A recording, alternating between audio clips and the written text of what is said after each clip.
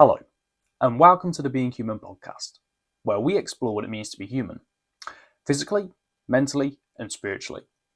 We upload an episode of this podcast every single week, so whether you're new here or especially if you're returning and you have not yet, make sure to hit that subscribe button. That is the best way you can help support the podcast, and it also ensures you do not miss any of these episodes.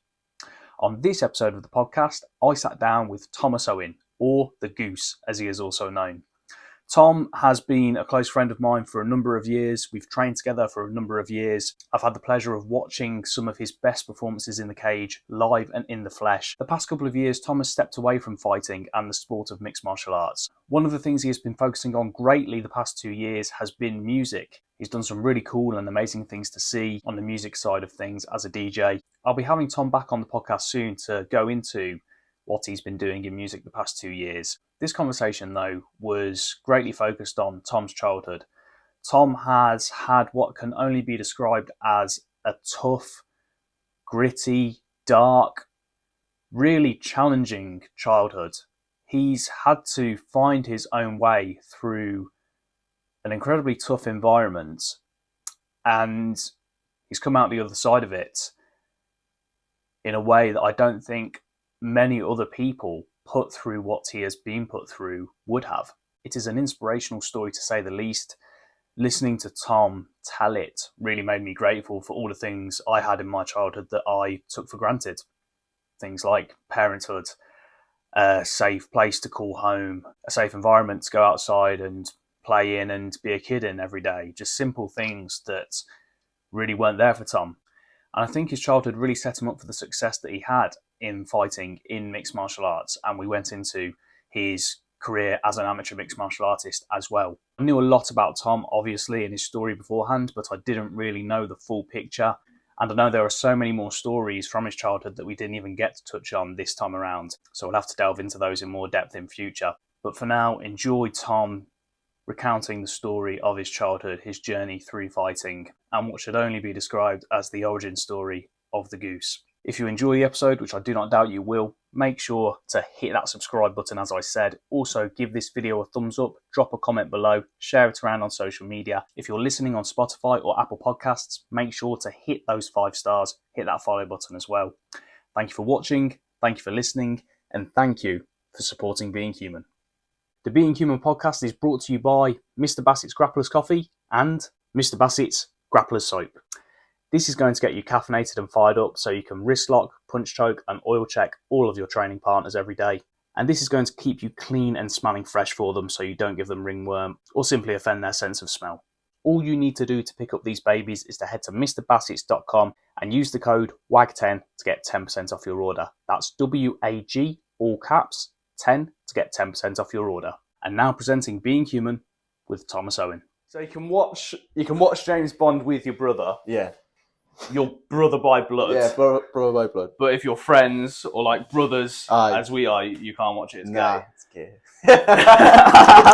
It's just like, what's he really doing? Like, it's pretty like cheesy. Like, do you know when someone says something and it just like changes the way you view it, like instantly? I was like, oh no, it's like, he's like, nah, it's gay. And I was like, fuck it, it's pretty gay. Like, it's just Riley, man. stupid fight scenes. Only Riley could ruin James Bond. No, he did, 100%. Who's the best Bond, and what's the best Bond movie? Well, obviously, I grew up in like the Daniel Craig era, and I go with Casino Royale. That's my favorite. I agree. Like, I agree. That's his proper villain movie in it. I think that was the original book as well. I think that was the first book that Ian Fleming wrote. Hell. I didn't know that. He got it right the first time. Right. Aye. No. It's classic Bond, isn't it? The casino setting. It's not Montenegro. Yeah. Yeah. He falls in love. It's not just falls in love. Yeah. It's very deep. You know what I mean? It's like, damn. It just still doesn't. You know what I mean? Yeah. Yeah. I've got to agree with you there. And it's just like, poker's pretty cool anyway. I watch all them fucking reels on Instagram all the time. I'm like, shit, I'd do that. Loads of fucking money. I'm going to play poker after this, actually, with a family. Are you actually? It's only my second time playing, but it's pretty cool. I've only played a few times, but I love it. I'm terrible at it. No, I don't really know what I'm doing, but it's fucking wing it, don't you? Do you know what I mean? Like, sit there and just succeed. Yeah, it's just, that's what I mean. It's like, it doesn't matter what cards you got. It's like about kind of who you are. Like, you could just fucking blag it. Like, well, they say that, don't they? Yeah. Like, obviously, being good at maths and being a strategist is a prerequisite, but really, it's about playing. What does Bond say in Casino Royale? You don't play your hand, you play the man across from you. Is that what he says? Like Oh, yeah, shit. something cool. Yeah. Yeah. Yeah. You gotta play. It's like kind of like life as well. You gotta like play the hand you dealt. Do you know what I mean? But no matter what it is, you just gotta spin it. Like if you get a shit hand, it's just that you can't just fucking. You know what I mean? You've got to do something with it. Like you gotta fucking either blag it or like run someone up so they spend more money than they have to. Like it's pretty tactical.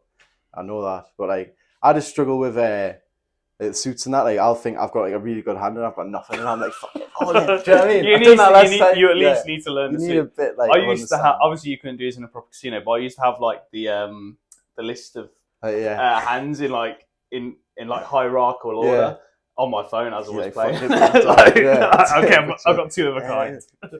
Yeah, but I mean that's like because people be watching you, you know, and you're like waiting for an expression or something. I'm fucking lethal at dominoes. Like, it's just like child's poker basically. Do you know what I mean? You say that though, but if you play dominoes with a Caribbean family, like a traditional Caribbean family, dominoes is a very tactical game. No, I know, that's what I mean. Like you can try and like, if I put one down, it's like 5 and a 3, and then they don't put a 3 down. I know they've got no threes. So well, no, they're very good at it because like obviously my ex-missus is from a big Caribbean family. Right. And they got the dominoes out at like the first family gathering that I went to. Yeah. And I was like, oh, dominoes, I'll play dominoes. And I went, oh yeah, you play? I was like, yeah. And then I started second guessing myself, and then it became apparent very quickly. Oh, hang on, I don't know how to play dominoes. Nah. What about that? Right. Okay. No. Small talk's over. Small talk is over. The goose. What you said about poker though, that was a perfect intro. In life, you play the hand you're dealt. Yeah. Fuck. Let's start from the very beginning. It's the very beginning. When was Thomas? And I only learned your middle name just now.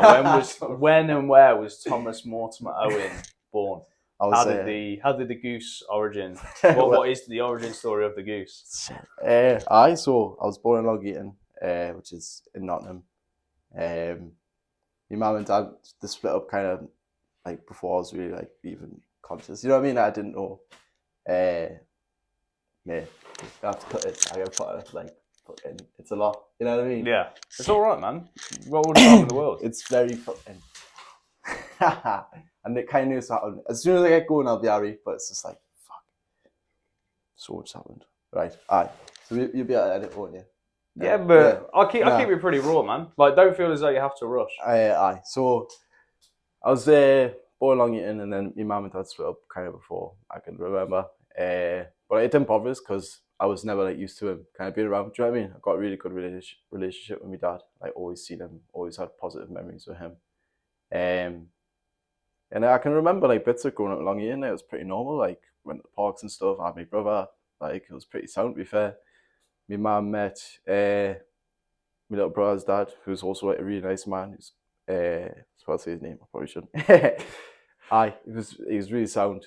And he lived on a boat, which is pretty fucking mad. Like just on like a long boat. It's like a barge. It's on the canal. It's just like basically one long corridor, and it's got like all rooms down the side. And I like not long after my mum met him, like she bought a boat, like just kind of like the next mooring, like down from him.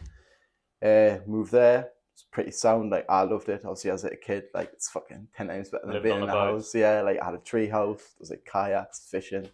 It's pretty fucking cool. Obviously, I had my brother. We'd always just be playing fucking whatever games and shit. Like it was mint. Like it was sound. I was thinking about this the other day. I was actually like obviously coming on. I was like, I know where I think my fear of geese came from because when I was like 3 or 4, I remember one morning like waking up and walking down the corridor. And there was a swan like at the end, like on the boat, and it like came in the house. And like I was only 3 or 4, like maybe 5 tops, and obviously it's fucking massive. You're like that's small. I shit myself and running in the toilet. Had to get someone to get it out. But I was like, maybe that's where it came from. Like that was the original encounter with large poultry. Yeah, and that's like probably like because even after that, I'd like never liked geese. Like even if I went to feed the birds or whatever, like I just. Yeah, stayed well, away for from it. people that don't know, the reason you chose the fight name the Goose was because when we were training on In the farm lockdown, in lockdown, there were these hench aggressive geese when we'd walk out of the shed after training, well, and before training. Yeah, and they just had it in for me. Like, like they could sense the fear. Like, they definitely can. Like, they 100% oh can. no, animals are very perceptive, aren't they? Yeah, smelt the blood. Like, I remember I went out for a piss once. I was just there, and I was like, "Fuck!" Like, I had to run back in. It's fucking it's good crack. So yeah, I think that's where my fear came from. But it was pretty like normal. Obviously, fuck. I realized pretty on like my mum was a bit like mad, like to sort of rules and stuff, and you know, like as I think she grew up in like the Victorian times, that it'd probably like just be like normal. Like obviously, in, like this day and age, it's a bit like, do you know what I mean? Like, In what way? like just like dead strict, like just very strict. Yeah, very strict, very like military-esque. Like everything had to be done, and like it's just mad. Very traditional. Yeah, I suppose like it's mad because like she did just want the best for it, and like, but it was kind of pinned, and like there was no room for like negotiation or just like kind of normal life, like kids. Like, do you know what I mean? Like you're not gonna have a perfect life with kids, and she just tried to control everything, and it just like became like the biggest mess in the world. Which is quite sad because it's like she only like probably did try her best, but like she was just only had the best intentions. Yeah, but she was just like so far off the mark, like a million miles away, that like it just like completely like me. Dad left her because like he's just like, what the hell, like. And then Steve like just. How old were you when they split? That's the thing. I don't really know. I don't know. Like before you can remember. Yeah, that's what I was trying to say at the start.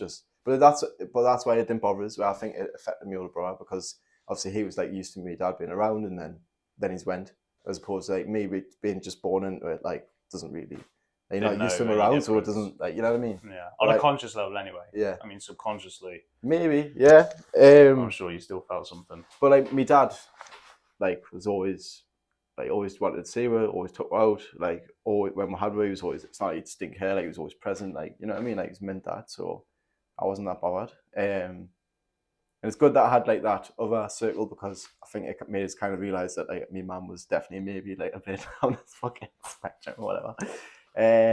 But I don't want to go into it too much, like what it was like. But yeah, she just fucking like, she just tried so hard, like if it wasn't ready, like it's fucking rah. It's like, it doesn't matter, man. It's and trying to control everything and make it perfect. Yeah. Instead, just explode into chaos. Exactly. And like it was like that with like a kids. Obviously, I'm guessing it was like that in relationships. And I just reached a boiling point one day, and like my mum and my little brother's dad had like a fight, and it wasn't that bad. It was like a bit of fisticuffs and that, pushing and shoving. Like he was just trying to get my little brother out of the house because he was like sick of us screaming and that, which obviously is like understandable. And like she wouldn't let him leave, and it was just like exploded. And then kind of not long after, like my mum got in touch with like Women's Aid and that, and was like in a fucking refuge, which is like weird, like not far outside of Newcastle. So she moved up to Newcastle after they split? Sorry, I'm in Nottingham, not far outside Nottingham. It was only like half an hour away. No, I just got away from like Steve. Yeah. So it's all right, unless he's James Bond. It's all right. We can say his name. And it was just a bit mad. There was like loads of families in there, like loads of different reasons. It was quite strange. Like we got to school in that. Obviously, that was like my second school I'd ever been to, and we weren't there long. And my dad wanted to get married, and my mum, for whatever reason, like didn't want me and my brother to go to the wedding. Just even though my dad like had nothing to do with what happened, and do you know what I mean? Like, she was just being awkward.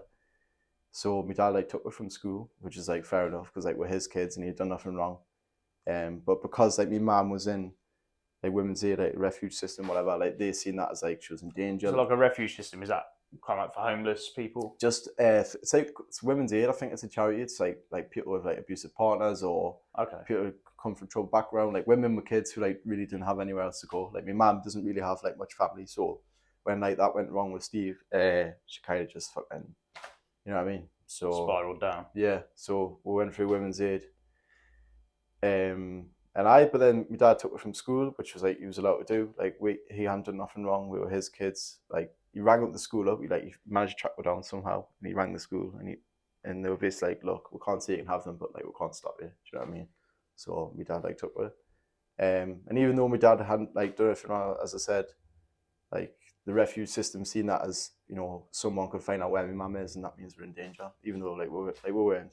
So I just moved to Newcastle, just like a million miles away. Like, she didn't tell me dad where we went. It took me dad like maybe a year or two, like track me down again. Went to another refuge in Newcastle. And that was like completely arbitrary, going to Newcastle. It's not because your mum was originally from Newcastle. Nah. It was just like, I think they asked us like where we wanted to go. We were like, oh, just by the sea, like by the seaside near a beach, like, because obviously like Nottingham's like in the middle of like the country, so I just had to fucking just went up there, and then that was it. Like, it was mad. Like, I always assumed you were born. In Newcastle. Because how old would you have been then when you moved up there? I think I was 5. Yeah. Maybe 6. My brother young enough for the accent to firmly I'll take embed itself. Well, I think I've done that because, like, obviously just probably maybe to fit in a bit, because it was just, we were that like different. I needed something to like just kind of keep my head below, like, you know what I mean, the firing line. But my older brother, he's like nowhere near as like deep as me.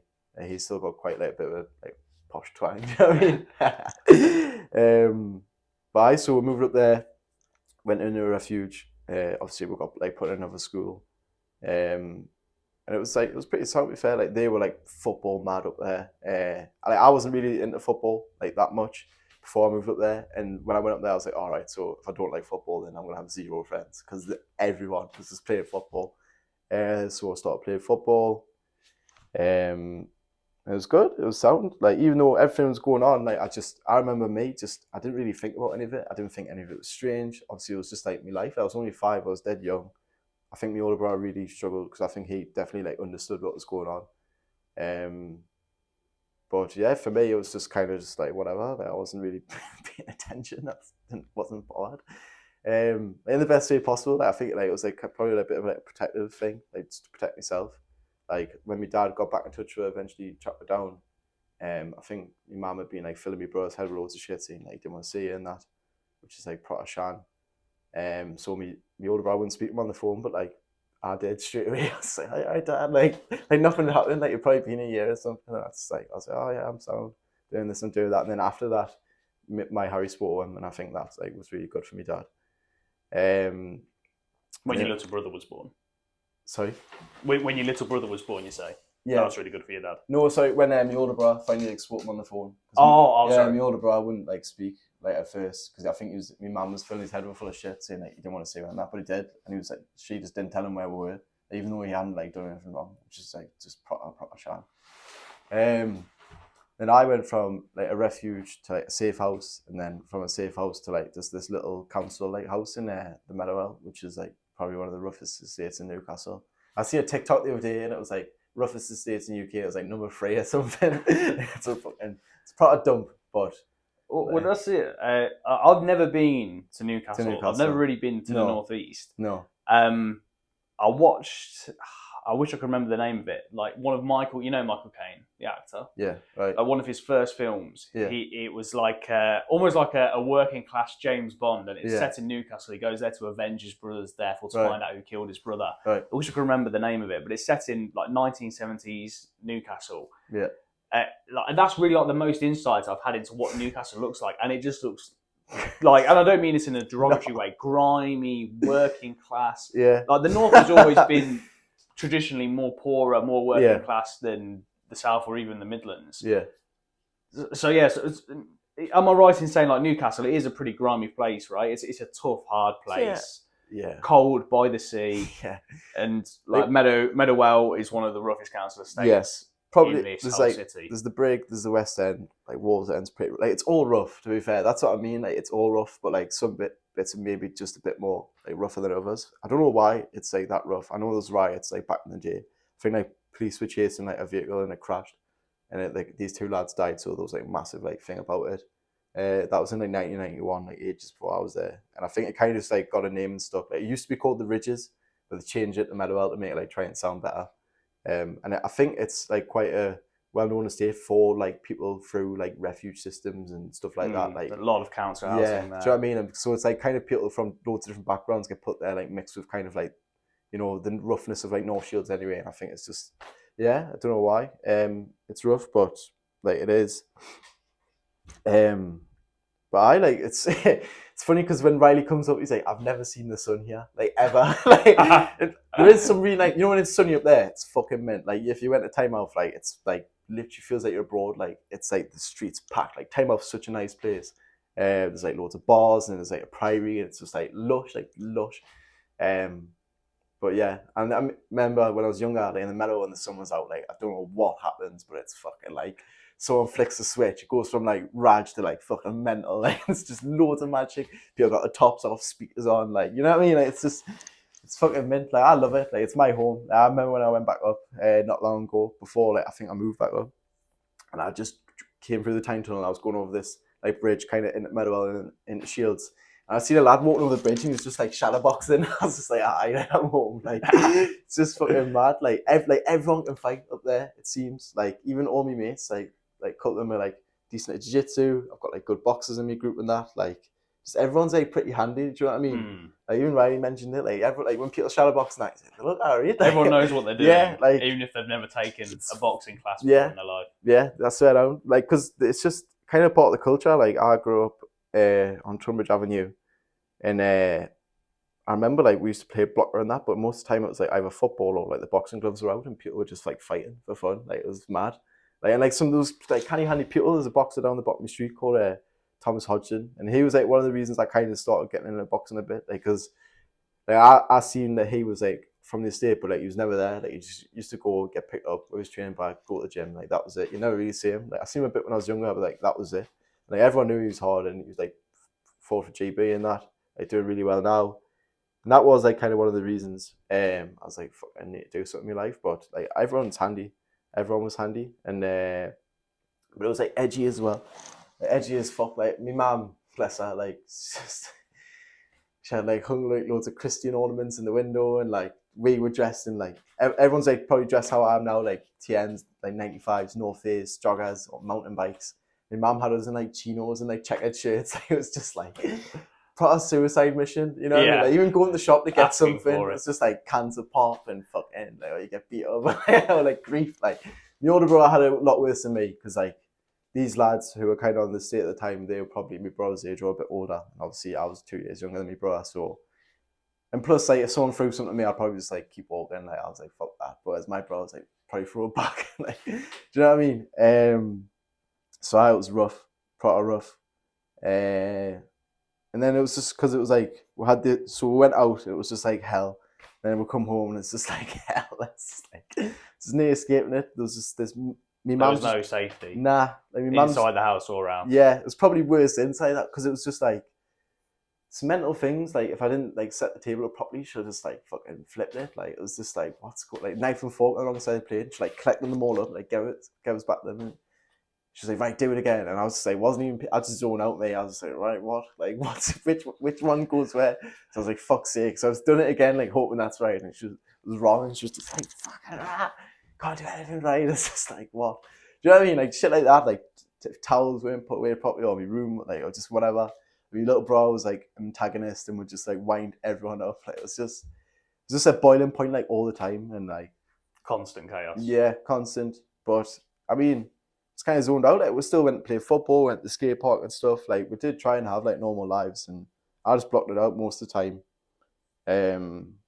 But it was just always one thing or another. Like in the house, it might be some 1 minute, then it's like fucking up in flames. Then you go out, and then like you just be like having fun, kick about. Then next thing you know, there's like a fight kicking off. Do you know what I mean? Like, it was crazy. So I just went obviously.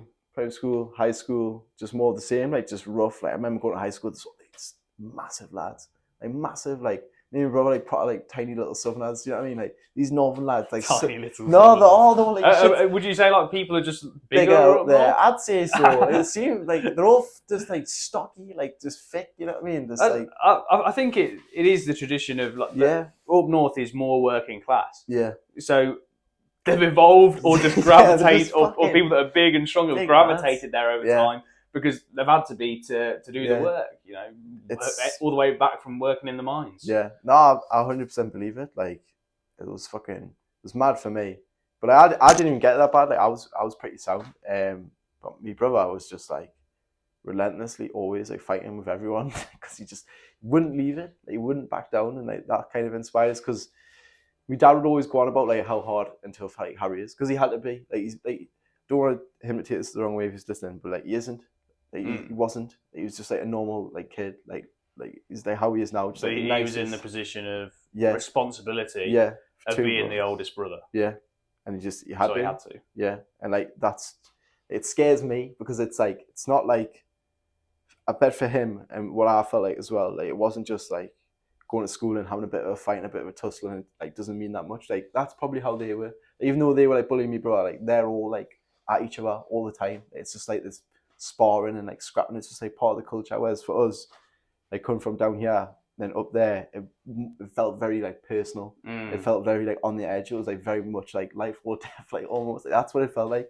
So close to home, and I think that's why he reacted the way he did, and that's probably why they wound him up in that because they get a reaction. But like he just was like, it probably felt like his back was in the corner.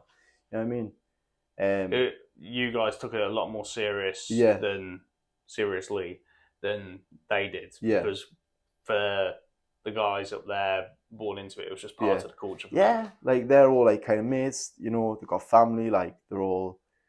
Do you know what I mean? Like if something kicks off, like I know how it is now. Like all my mates, like if something kicks off, they're all with us, and that is part of the culture. Like you and your mates, you just like stand together. But obviously, my brother like probably just hung around with like the nice people, like not don't want to say like nerds, but do you know what I mean? Like not like the Rajis and that, and like out of like kind of the softer people, like he was obviously the harder. Yeah, do you know what I mean? The harder one out of the softer people. So like he's gonna get it, and like he had long hair. My mum dressed her like Lonsdale, like head to toe. Like, do you know what I mean? Just like Lonsdale. You know what I mean? That's what it was. So like it was Lonsdale bags, like shit shoes. Like they're all in like nice gear, and like fucking.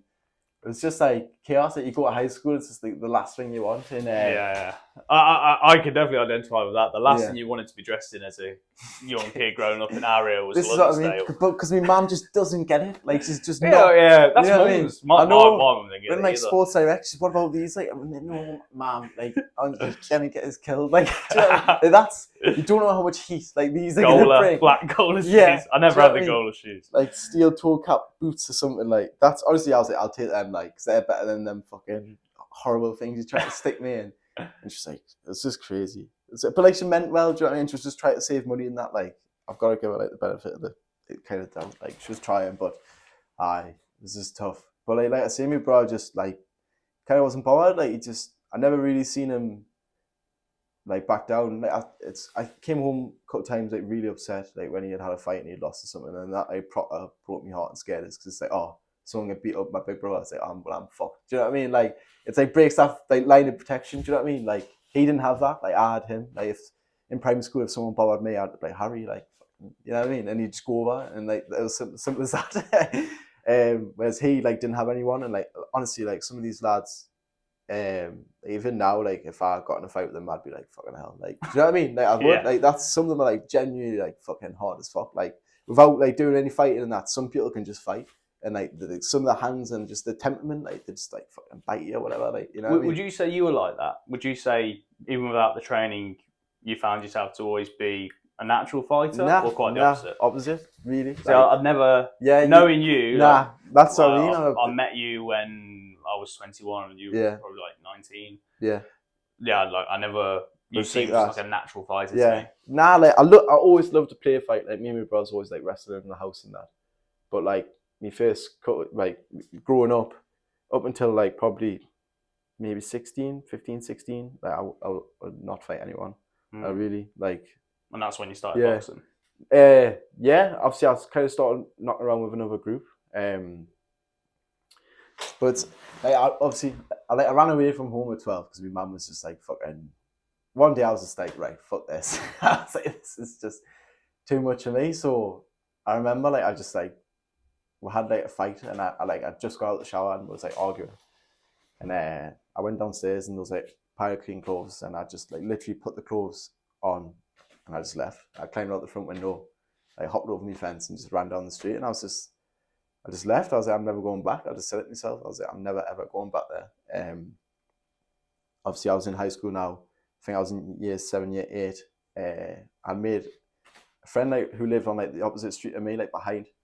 He was called Jack Dunning. Like, he was on the estate, but he's like proper sound lad. Like, he was well liked. He was like a fucking gymnast and a trampolinist, and like, he was fucking like really good at it. Like national level. Like, we used to do like this academy thing before school, and I was walking up with him one morning. It was like ping pong academy, trampoline academy. I was like, oh, I think I'm gonna go do the trampoline academy. He's like, oh, me too. And we were like talking, and he was saying, oh, I'm pretty good. I was like, I'm alright, like, you know what I mean? Fucking do a front flip or something. Got there, he's doing fucking about 10 of them. Like, honestly, it's insane. I was like, what? And I'd left my house, and like, he used to scooter, and mate, he could do backflips on the scooter and everything. It was crazy. Like, he'd go up the ramp and do a backflip and land it. It was insane. I was like, how can he do that? You know what I mean? Someone sponsored him. It was fucking nuts. And I was like, right, I'm going to the skate park. I'm just gonna like find Jack. And this proper mad thing happened, like, probably, you know, I was saying about temperament and stuff, like, and you wouldn't have realised that when you met us. It's because, like, on the way to the skate park, like, I bumped into, like, all these Rajis, like, off the estate. And, like, the Rajis? Yeah, so, like Charles, like, rough people, like, that's how you, like, 95's, like, tracksuit. Okay. Like, it's, like, like, persona people, like. What do you call them? Rajis. Rajis? It's a Raji, aye. Like, you're Raji. Like, you are a Raji. Like, if someone's a Raji, there's a bit Raj. Like, how are we spelling that? Radgie. Radg. Like, it's just, never heard of that. No, it's just like the kind of, like, that's the estate I grew up in. Around the Pewter. That's the term. That's like the lingo. the roughness of them. You know what I mean? Like, it's just rough, like Raj. Like, it's just and I was on the way down, and like, they'd probably normally like give us a boatload of grief, and I think they started to. And I'm showing this last I went to school with called Jess McVeigh, and she was like, leave him alone. Like, you know what I mean? Like, kind of cut it out more or less straight away, and she's like, oh, what's wrong? And I was like, oh, like, this had never ever happened before. I'd never probably even spoke to them. Like, what's wrong? And I was like, oh, I've just ran away from home. And I started just tell them, and I just kind of emptied my heart a bit, like, about what had happened and shit. And they were just like, oh, well, just come with us. I was just like, all right. Like, it was like, we'll protect you. We'll, like, you know, there was like the police were probably looking for you, and that. The guy was like a jacket, because I was wearing this like fucking blue and green like checkered top, like, do you know what I mean? Like, and some chinos. And the guy was like a North Face jacket. And I was like, and you're indoctrinated, yeah, literally, like, into the Rajis. Yeah, it was fucking. It was called. It wasn't the Rat Tunnel. It was this tunnel up from like the skate park. On the way there, and like there was like, come with us. I was just like, sound. So I said what I was doing. I said, I'm going to try and find Jack, and they just came with us. Went to the skate park. He wasn't there. So like, I just kind of spent the day with them. Like, it was just weird. Like, and just. It was mad because I never ever, like, I'd walk past them, you know, they'd throw things at us. Like, they always seemed to be like in this group, and I was just like with my brother and his mates going to play football. I'd never like kind of been with them or like socialized with them. And then I did, and it was just like the day went into night, and like kind of like as the day went on, just like more and more, the group just got bigger and bigger. Like, I don't know what day it was definitely in the 6-week holidays. But I like just the group kind of got bigger. I love that you call it the 6-week holidays and not the summer holidays, because the sun never came out. yeah, that's literally. And it was fucking mad. Like, kind of the word just spread that like I was now a part of the group, and I ran away and like, oh yeah, sorry, with us, walk head, like, we'll look after you. Like, loads of these Raj people probably previously bullied us and that. They were just like, it doesn't matter anymore. It's just like I was part of them now. And like they were just doing like mad. There was like a speaker on, music blasting. Like, they're all just like being like little cunts. And then like I'll never forget, like Jack kind of appeared out of nowhere, because like Jack knew them. So like Jack grew up in the estate. Jack's mum was like well known. Like he was like some of them. He just didn't hang around with them. Like, he thought they were idiots. But like they wouldn't like bully Jack. Do you know what I mean? Like the bully does. And when I was with Jack, like they'd be alright with me. Like, do you know what I mean? Like, they wouldn't do out. But if I was by myself or with my brother, I'd probably get loads of shit. But Jack was like kind of like the middleman. And I think Jack was a bit confused, like, seeing us there. And he's just like, what's happened? And I told him, and like he knew about my mum anyway, and he told us for ages to like run away, like, you know what I mean? Like, Jack knew the crack, and Jack was like, oh, it's coming over me, and like that was it. Like, literally as simple as that. So you didn't go back home, you went to live with Jack? Jack, my mate, like my best mate at the time. And like, he's so like blasé about his dad's coming with me, and then he was fucking like. Well, what did his parents say when? Well, that's he brought you home? He just came home, just told them. He's just like, Tom's living with us now. Like, he lived with his mum Jackie, and like she like shared this house with a friend called Claire, who had two, like, her son was called Liam, who was called Chicken, who were getting him. It's fucking, that's a whole story in itself. And then a daughter was Megan. And I like, it's just like Jackie loved us, like Jack's mum, because I was always around. Like, my mum would get up at like 6:30 in the morning. Like, school started at 9. My mum would like get up, like, crack of dawn. Like, I remember I had this little like energy like fucking thing on the wall in the kitchen, like, you know, have all the price and that on in the time. She got over one more and I was like, what the fuck? Went down a lot. It was like 4:30. I was like, what is happening? Like, that's how, like, she was like, no, I've got loads to do today. It always takes ages. It takes ages because you're always kicking off. Like, it has nothing to do with the time. Like, you know what I mean?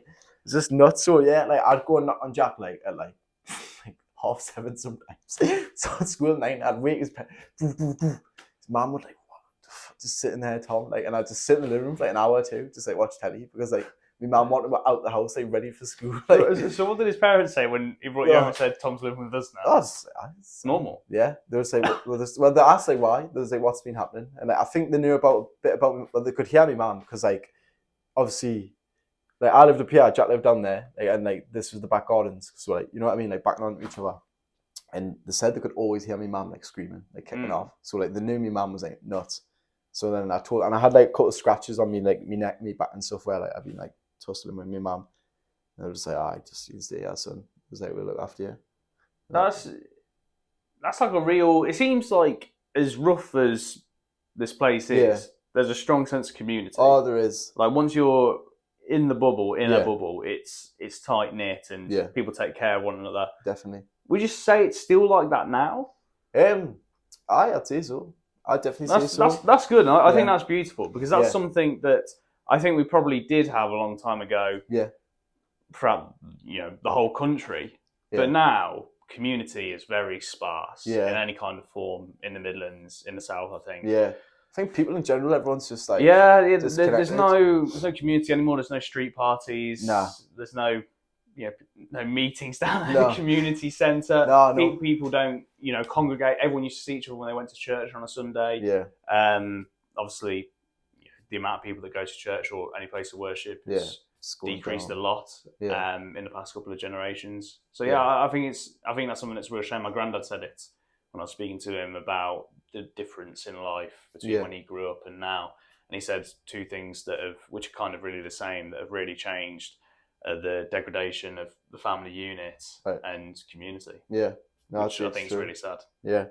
But my dad has been up before, and like he was like in some pub and he was like, oh, I'm going to Whitley Bay, this bloke, and the bloke's decided to get in. You know what I mean? He's like, okay, lift. Like, they're very friendly up there. As much as it's mad because they're like rough as fuck, but like there's some of them are the nicest people in the world. Like literally the nicest people in the world. And like say, if you're kind of in the bubble, like obviously like kids are kids anyway. Like, if I grew up down here, like there'd be bullying, there'd be picking, there'd be this and that, but like it was just kind of escalated by like the culture up there. Do you know what I mean? But like on the parents and that, like anytime I kind of, my mum was kicking me off or kicking me out, like I've went to a couple of neighbours' houses and they're just, just come in, like, you know what I mean?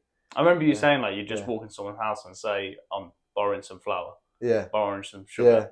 Yeah. That's something we hear about as normal back in like the 50s. Yeah. That definitely doesn't happen down here. Probably does that kind of thing still happen up there? I mean, I don't know. Like, you don't know now. I don't know. Yeah. I think probably less so, but probably still more than other areas of the country. Yeah, I'd say like it is probably a bit behind. Like, I don't know, like the Meadowell, like it's like because it is rough, but there's like families. There's like kind of families on the estate, and that's kind of like the crack. Like, you know what I mean? There's like there'll be a couple of families, and then they all kind of know each other, and everyone's just kind of gets along like most of the time. It's reminded me of a Jay Huss line. I can't remember what song it's from, but he said, I can't remember it exactly. It says, still like put you in a body bag, still help your grandma with a shopping. That's it. I'll put you in a body bag, still help your grandmother with a shopping bag. Yeah, that's a poetic way of putting it, isn't it? It's like, and it's strange to understand. It's like the war is a part of life when you're living in a place like that. It's rough, it's grimy, but there's still a level of respect, and it's just kind of the laws and rules that you live by. Yeah, no, I'd say so. Like, especially with like the lads I grew up with, because obviously I kind of got like indoctrinated. But then I had a bit of a time like kind of figuring out like who I clicked with. Do you know what I mean? Like I was like right, so you're in the group now, but like naturally like socially, And I got mates, like really good mates with the lad who lived with Jack. He was called like Liam. His nickname was Chicken because he just he had cerebral palsy, so he couldn't walk properly. but like doesn't, because he didn't care. He was the gamest man alive. Like literally, the gamest man alive. Not scared of anything. Yeah. Like, we're getting a couple of stories, but like we were getting chased off a gypsy with an axe once, right? And like, this is it. We need to hear about these stories because like you painted a picture of like your rough childhood, but like I already know some stories, and I know there's a whole load of stories that I don't know. So you're getting chased. Yeah. Go on then. Let's go into the first one. You're getting chased by a gypsy with an axe. Gypsy with an axe. When was it? How old were you when this happened? Like the first time. The first time. The first time I was like maybe 15, like 16, and obviously Liam would have been probably 17, 18. And do you think he had full intention of using this axe on you both? I mean, regardless, it's still a horrific situation. I don't know. Maybe like the kid was he was nuts. Like really was. Like, he bit someone's like a chunk out of someone's face once. Like, the kid, like, was big dude, like gypsy. Like honestly, it was like fucking scary. Like scary, bro. And this like beef, like Rick, whatever, like went on for like fucking ages, and it was just like a nightmare. Like you just couldn't like chill out. Like I've got my mates, and just like come out of the darkness. It's like whoa, like you know what I mean? Like not even when I was with like my regiment mates, I was with like my schoolmates. You just rock up in some park with like a knife or something. It's just like whoa, like you know what I mean? Just constantly like, looking for trouble. And I like because like these lads I grew up with, like it was kind of on my street. There was like me, Jack, Liam, and there's these two brothers who like live further down who were just literally like fucking the Cray twins. Like just like they weren't like hard, but like they were just game. Like we all this group who was just like game as fuck. And I basically learned pretty early on that like we're all like that's like you know about the community, like this was like a brotherhood. Like we all have each other's back. Like none of us will run away. Like even if you're not gonna fight, like because if you run away, like they're gonna want to like do you know what I mean? So we'll like stand on because I got a lecture because like obviously one of them lads, one of the brothers has like seen this lad, he's been like fucking, you know what I mean? And it's like started kicking off, and you know he's like pulled out an axe, and I was just like what the fuck, and I've ran to the house to get Jackie, and I was like Jackie, fucking this kid's got an axe, and they're all fighting, and she's like what, like fucking Jack's mum, aye. And like I've dragged her out the house, and I keep dressing gowns probably like 11 o'clock or something. Come get me mate to fucking leave this fight because I think it's not worth it. And like he's like got his top off, and like someone's got him like a pair of like scooter bars like out of the garden, and he's just like caning it off the floor, being like fucking god. Like, honestly, I was just like, what the fuck? Like, how's it escalated? Do you know what I mean? And like everyone was just like, I can't. And, like, do you know what I mean? Like, and that was like my first that was the first time a weapon got pulled on us, and yeah, it was pretty surreal. Like, obviously, I got Jackie's like trying to get him back. My mate's mums came out trying to get him in the house, and like chicken just pulled us to the side after. He's like, yeah, he's like, we don't run. I was just like, what? Even when they're pulling out. He's like, God, actually, it doesn't matter. He's like, we'll fucking, like, we'll run. That's fine. Like, how big was this axe? Like just a traditional like lumber axe? Yeah, I just like pulled out his waistband. Yeah. Yeah, and I was just like, shit. Like, I was straight away. I mean, and before that, you hadn't seen knives, guns, any weapons of any kind. No, not before that. I don't think so.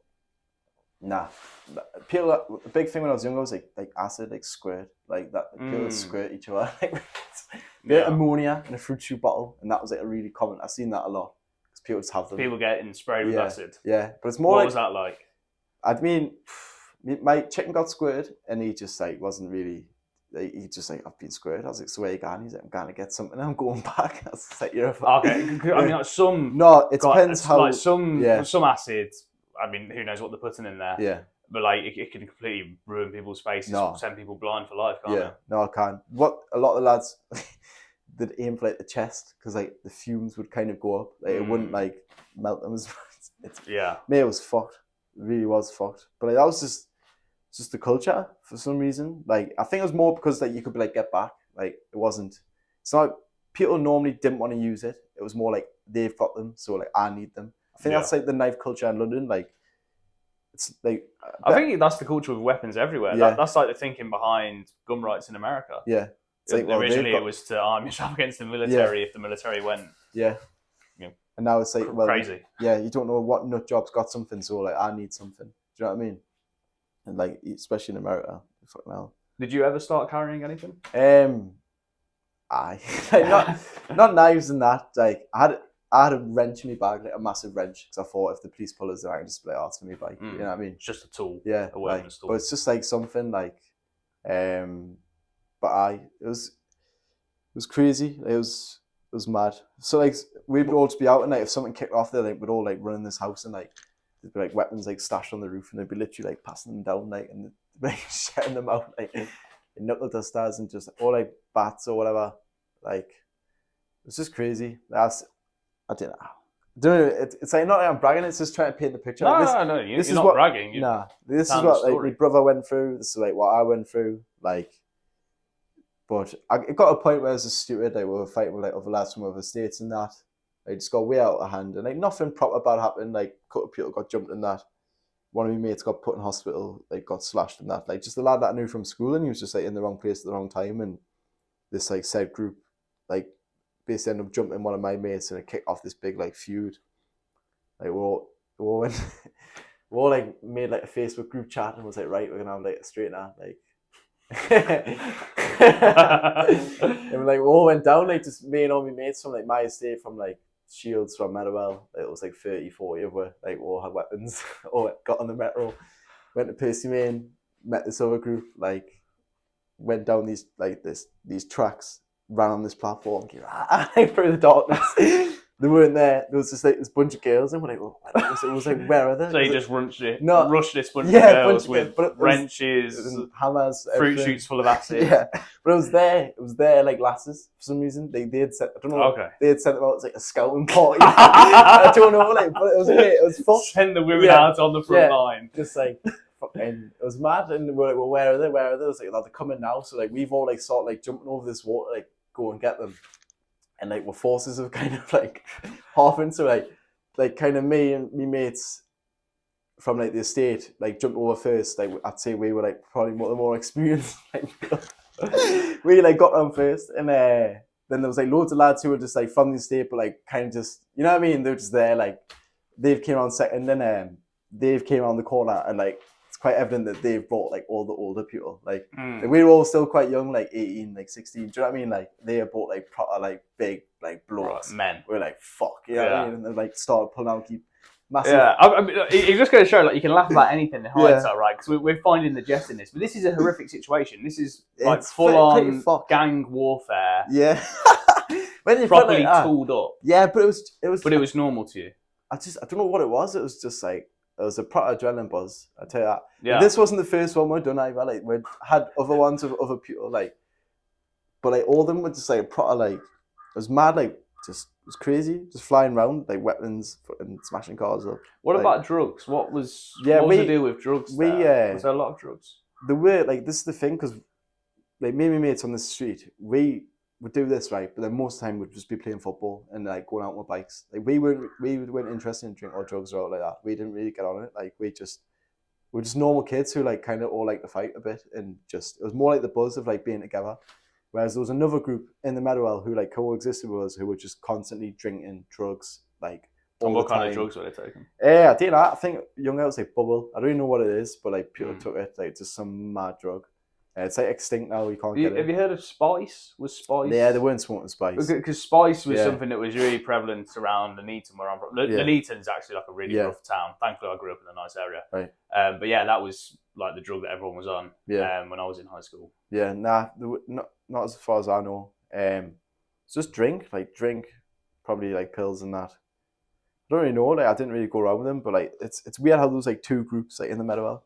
But like, I seen kind of one of us who was like probably the hardest one, like just going at an absolute like Conor McGregor like tear of like them. Like it started like low level. And, like I swear to God, like on the come up. Yeah, like it was insane. Like the amount of fights he got in. Like he just out of nothing, but how them like, and it was just that. It was just a straightener, and he'd win like every time, and he'd like probably knock them out. Like it was crazy. Even now, you know, I see him like not long ago. It'd been fucking years, and I said hello to him and that. And like, I thought, yeah, fuck fighting him. Like, you know what I mean? Like, it's literally, if he got in MMA, he did done the McGregor. Because he just got that, like, just put people to sleep. Like, and it's hard to knock. Like, touch of death. I've only ever, like, knocked two people out. And, like, one of them was, like... And you're heavy-handed, man. Like, I can think, do you know what I mean? And, like, I've, like, out cold, like, two people. Like, he just, like, sat everyone down. Just, like, skadoosh. Like, it was nuts. I remember this Russian man, Russian? Yeah, it's just these two Russian lads that were just walking through the state, and my mate is like really past him, and that was his younger brother. So he's went for him, and like he's fucking going after my brother. It's just like that. Then bang, like, and literally just like out cold, like laid him out cold. And I was just like, what? He's like, sit down, he's true. It was the whole like facade. Like he loved it. He loved it. Like, I remember this kid who were arguing once, and I think he's called Baxter or something. I can't remember. And he was just like, well, we'll go tomorrow, we'll go now. And the kid was like, oh no, I've had a drink like that. You know what I mean? He's like, well, fucking shut up then, you know? And come see us tomorrow. And it was sort of like, that was like, and like, it was like everyone was rounding, like everyone was, you know, it was like there's a speaker on, probably blasting MC. Like, it was just the whole like thing. It was just like so raw. Like, I've got such a raw experience of violence. Like, there's no referees, there was no like, do you know what I mean? It was just like, well that's it. Like it's apparent, and like I think it's kind of obvious. Like when you grow up in a rough environment, something like mixed martial arts, combat sports seems pretty tame after seeing all that. That's and when I started MMA, like I was just like, this is fucking sound. This like no one's gonna jump in, gloves, ref. Like, yeah, I was just like, and I wasn't even like, I was not hard at all like, on the estate. Like eventually I got game because like all my mates were like, you have to fight, and basically they were like, if they you fight him, and if it goes wrong, we'll jump in. So like I couldn't lose. Do you know what I mean? Like, so that's how I kind of broke that like through the barrier of like not like being scared then not being scared. When did you start fighting in like the proper sense? Saying the proper sense. But when did you start training? Yeah, you started with boxing, right? Started boxing. Yeah. How did you get involved with that?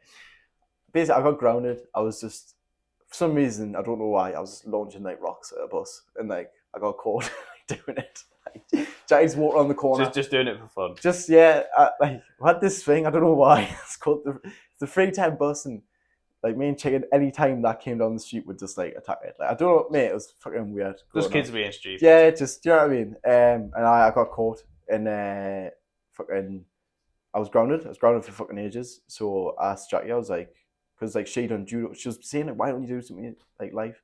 Like, you know, Jack done trampolining and gymnastics, and he done the scooter, and she was like a national judo champion or something. Like she was kind of handy, Jackie. That's what I mean. Like everyone can fight. And so when you do something, and like I played football, but I played it because everyone else played it. I enjoyed it and that, but like it wasn't like what I wanted to do. And I just thought I'd go boxing. Like I'd go boxing. There was a rough gym around the corner called Team Ferguson. Like rough as fuck. But it was sound. I went it. I loved it. Just getting all training there.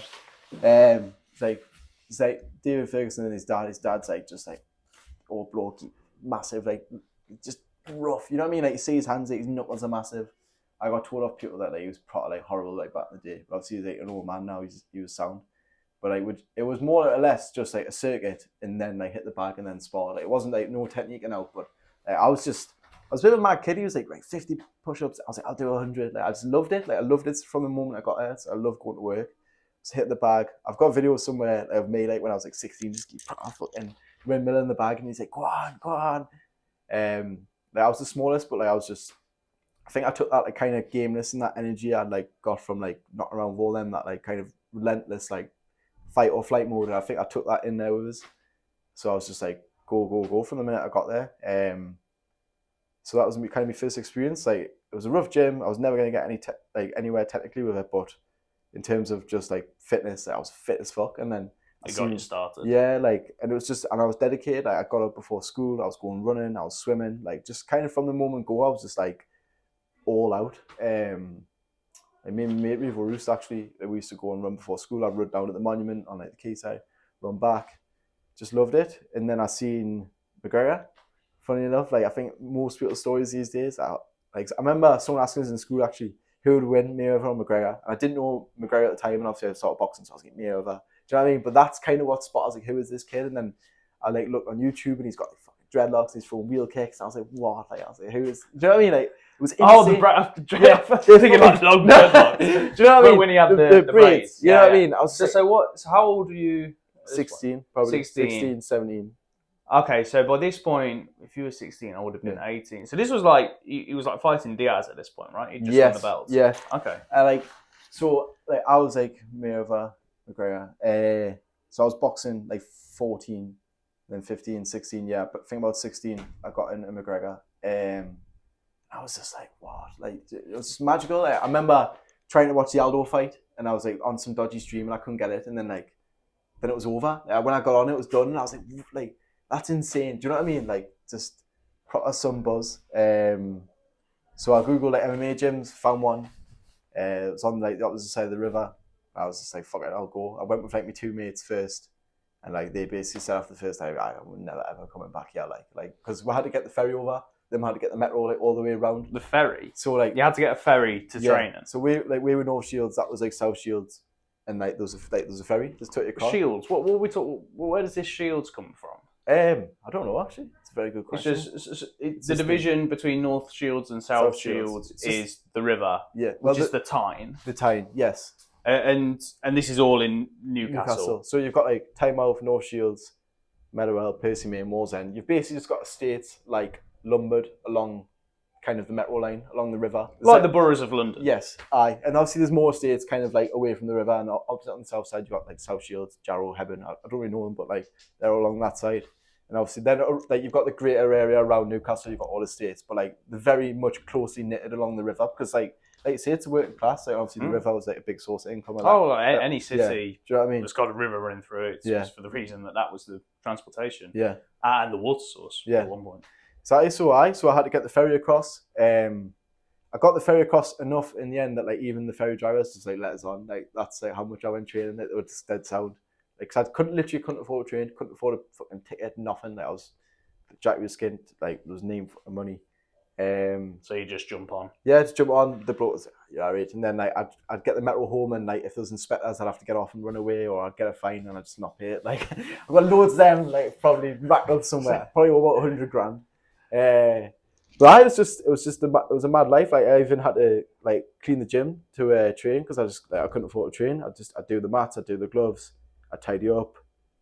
But I got pretty good quick. Like I remember sparring this lad like not long after I'd started. He was like European champion in jiu-jitsu, like pretty good fighter. And like I don't think we sparred headshots. I think even at that point I was too young. But I done well with him. I done really well with him. Like I think he subbed us, but only once. And like I just came in. I was just a bit raw. Like obviously I'd been boxing a bit, but not much like technique. But I was just like fit and eager. And like, that could take you so far like, in this sport. And like even after like clean the gym, like I'd stay and I'd hit the bag. Like, I'd get home at like 11, 12 o'clock some nights because I just couldn't keep us out of the gym. And this was SBG South Shields. Aye. Yeah. Was it SBG when you originally got it was SBG. And obviously it was pretty cool because like I seen the Gorilla and McGregor's SBG. Yeah. I just like you're at SBG. Yeah, like instantly, like I was one step away from him. So that's in my mind. Like I think Alex, not long after I started, Alex went over with Adam in a train with John, and I think he might have even padded McGregor, and like he came back and he was talking about it, and I was like, that's insane. Like, do you know what I mean? Like the 6 degrees of separation. Yeah, you're seeing yourself already as quite close. I was one away. Do you know what I mean? Like, and I just walked through the door, and like I don't know, like.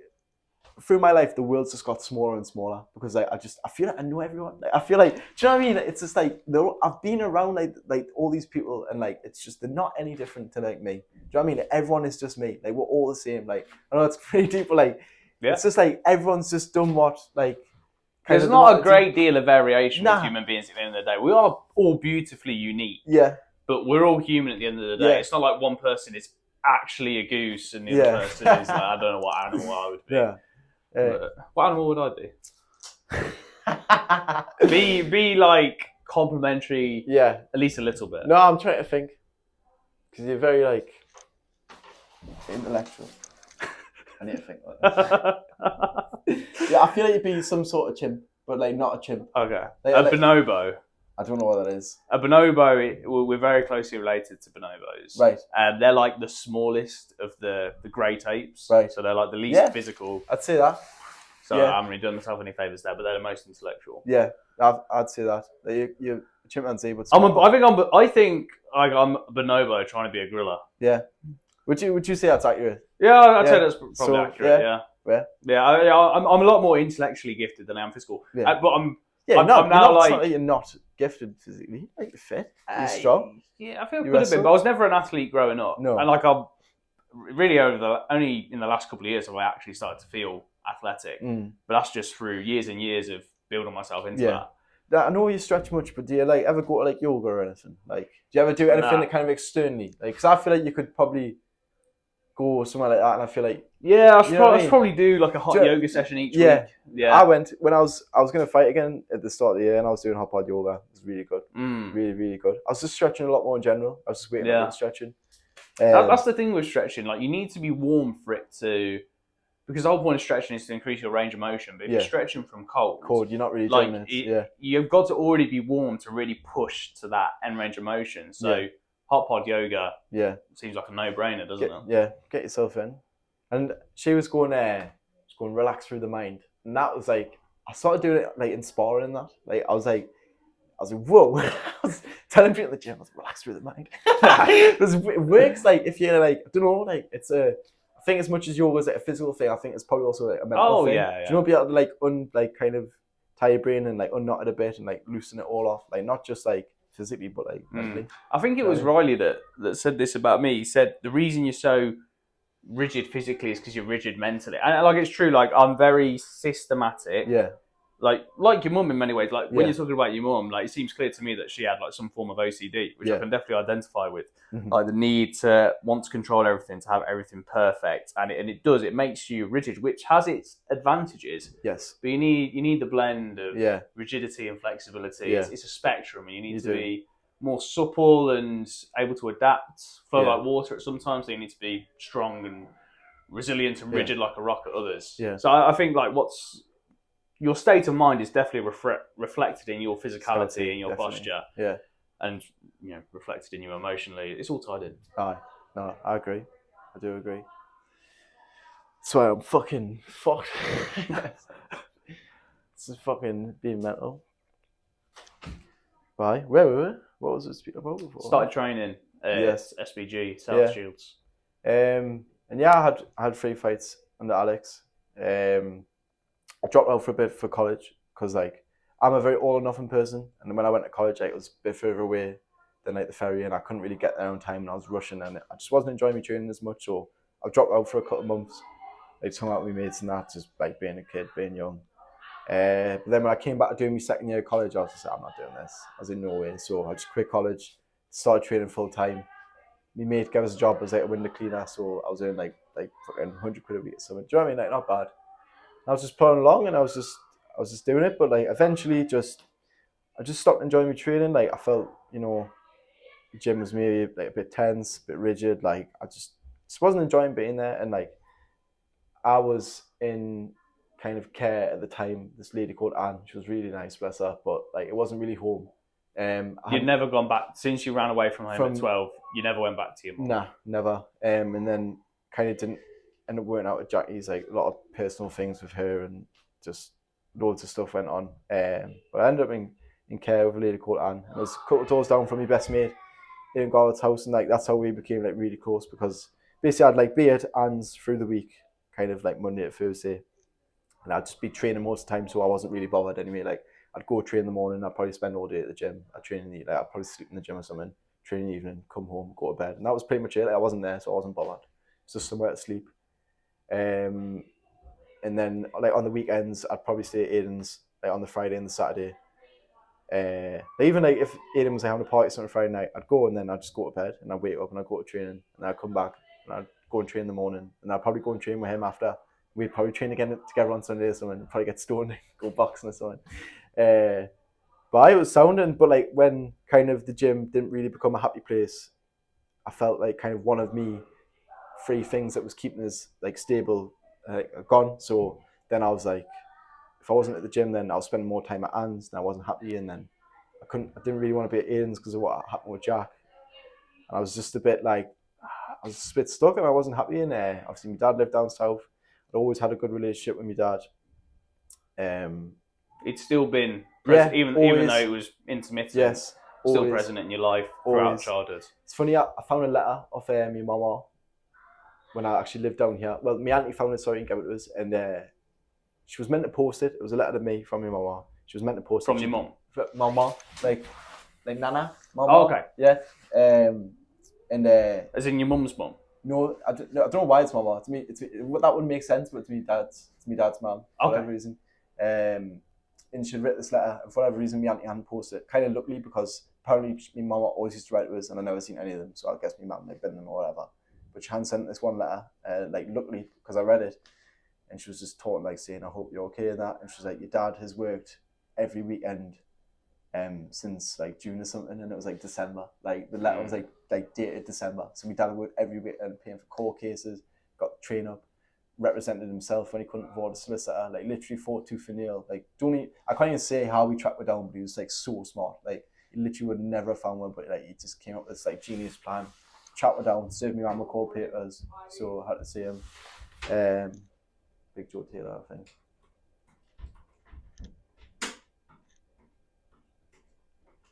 Who was it?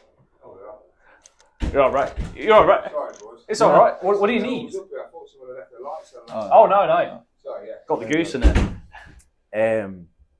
Got the goose in it. So I saw my dad like was always a present in my life, really good relationship, and I just said, "Can I come and live with you?" And he was like, "Yeah."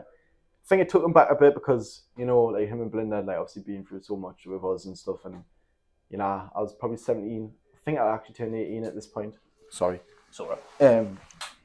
So I think he was a bit like you're coming down now. Like maybe it made, you know what I mean? Yeah. Why did the thought ever cross your mind when you ran away from home with your mum Go back to mum's. Go down to your down to your dad? Yeah. Nah, like I don't know. I just all my mates up there.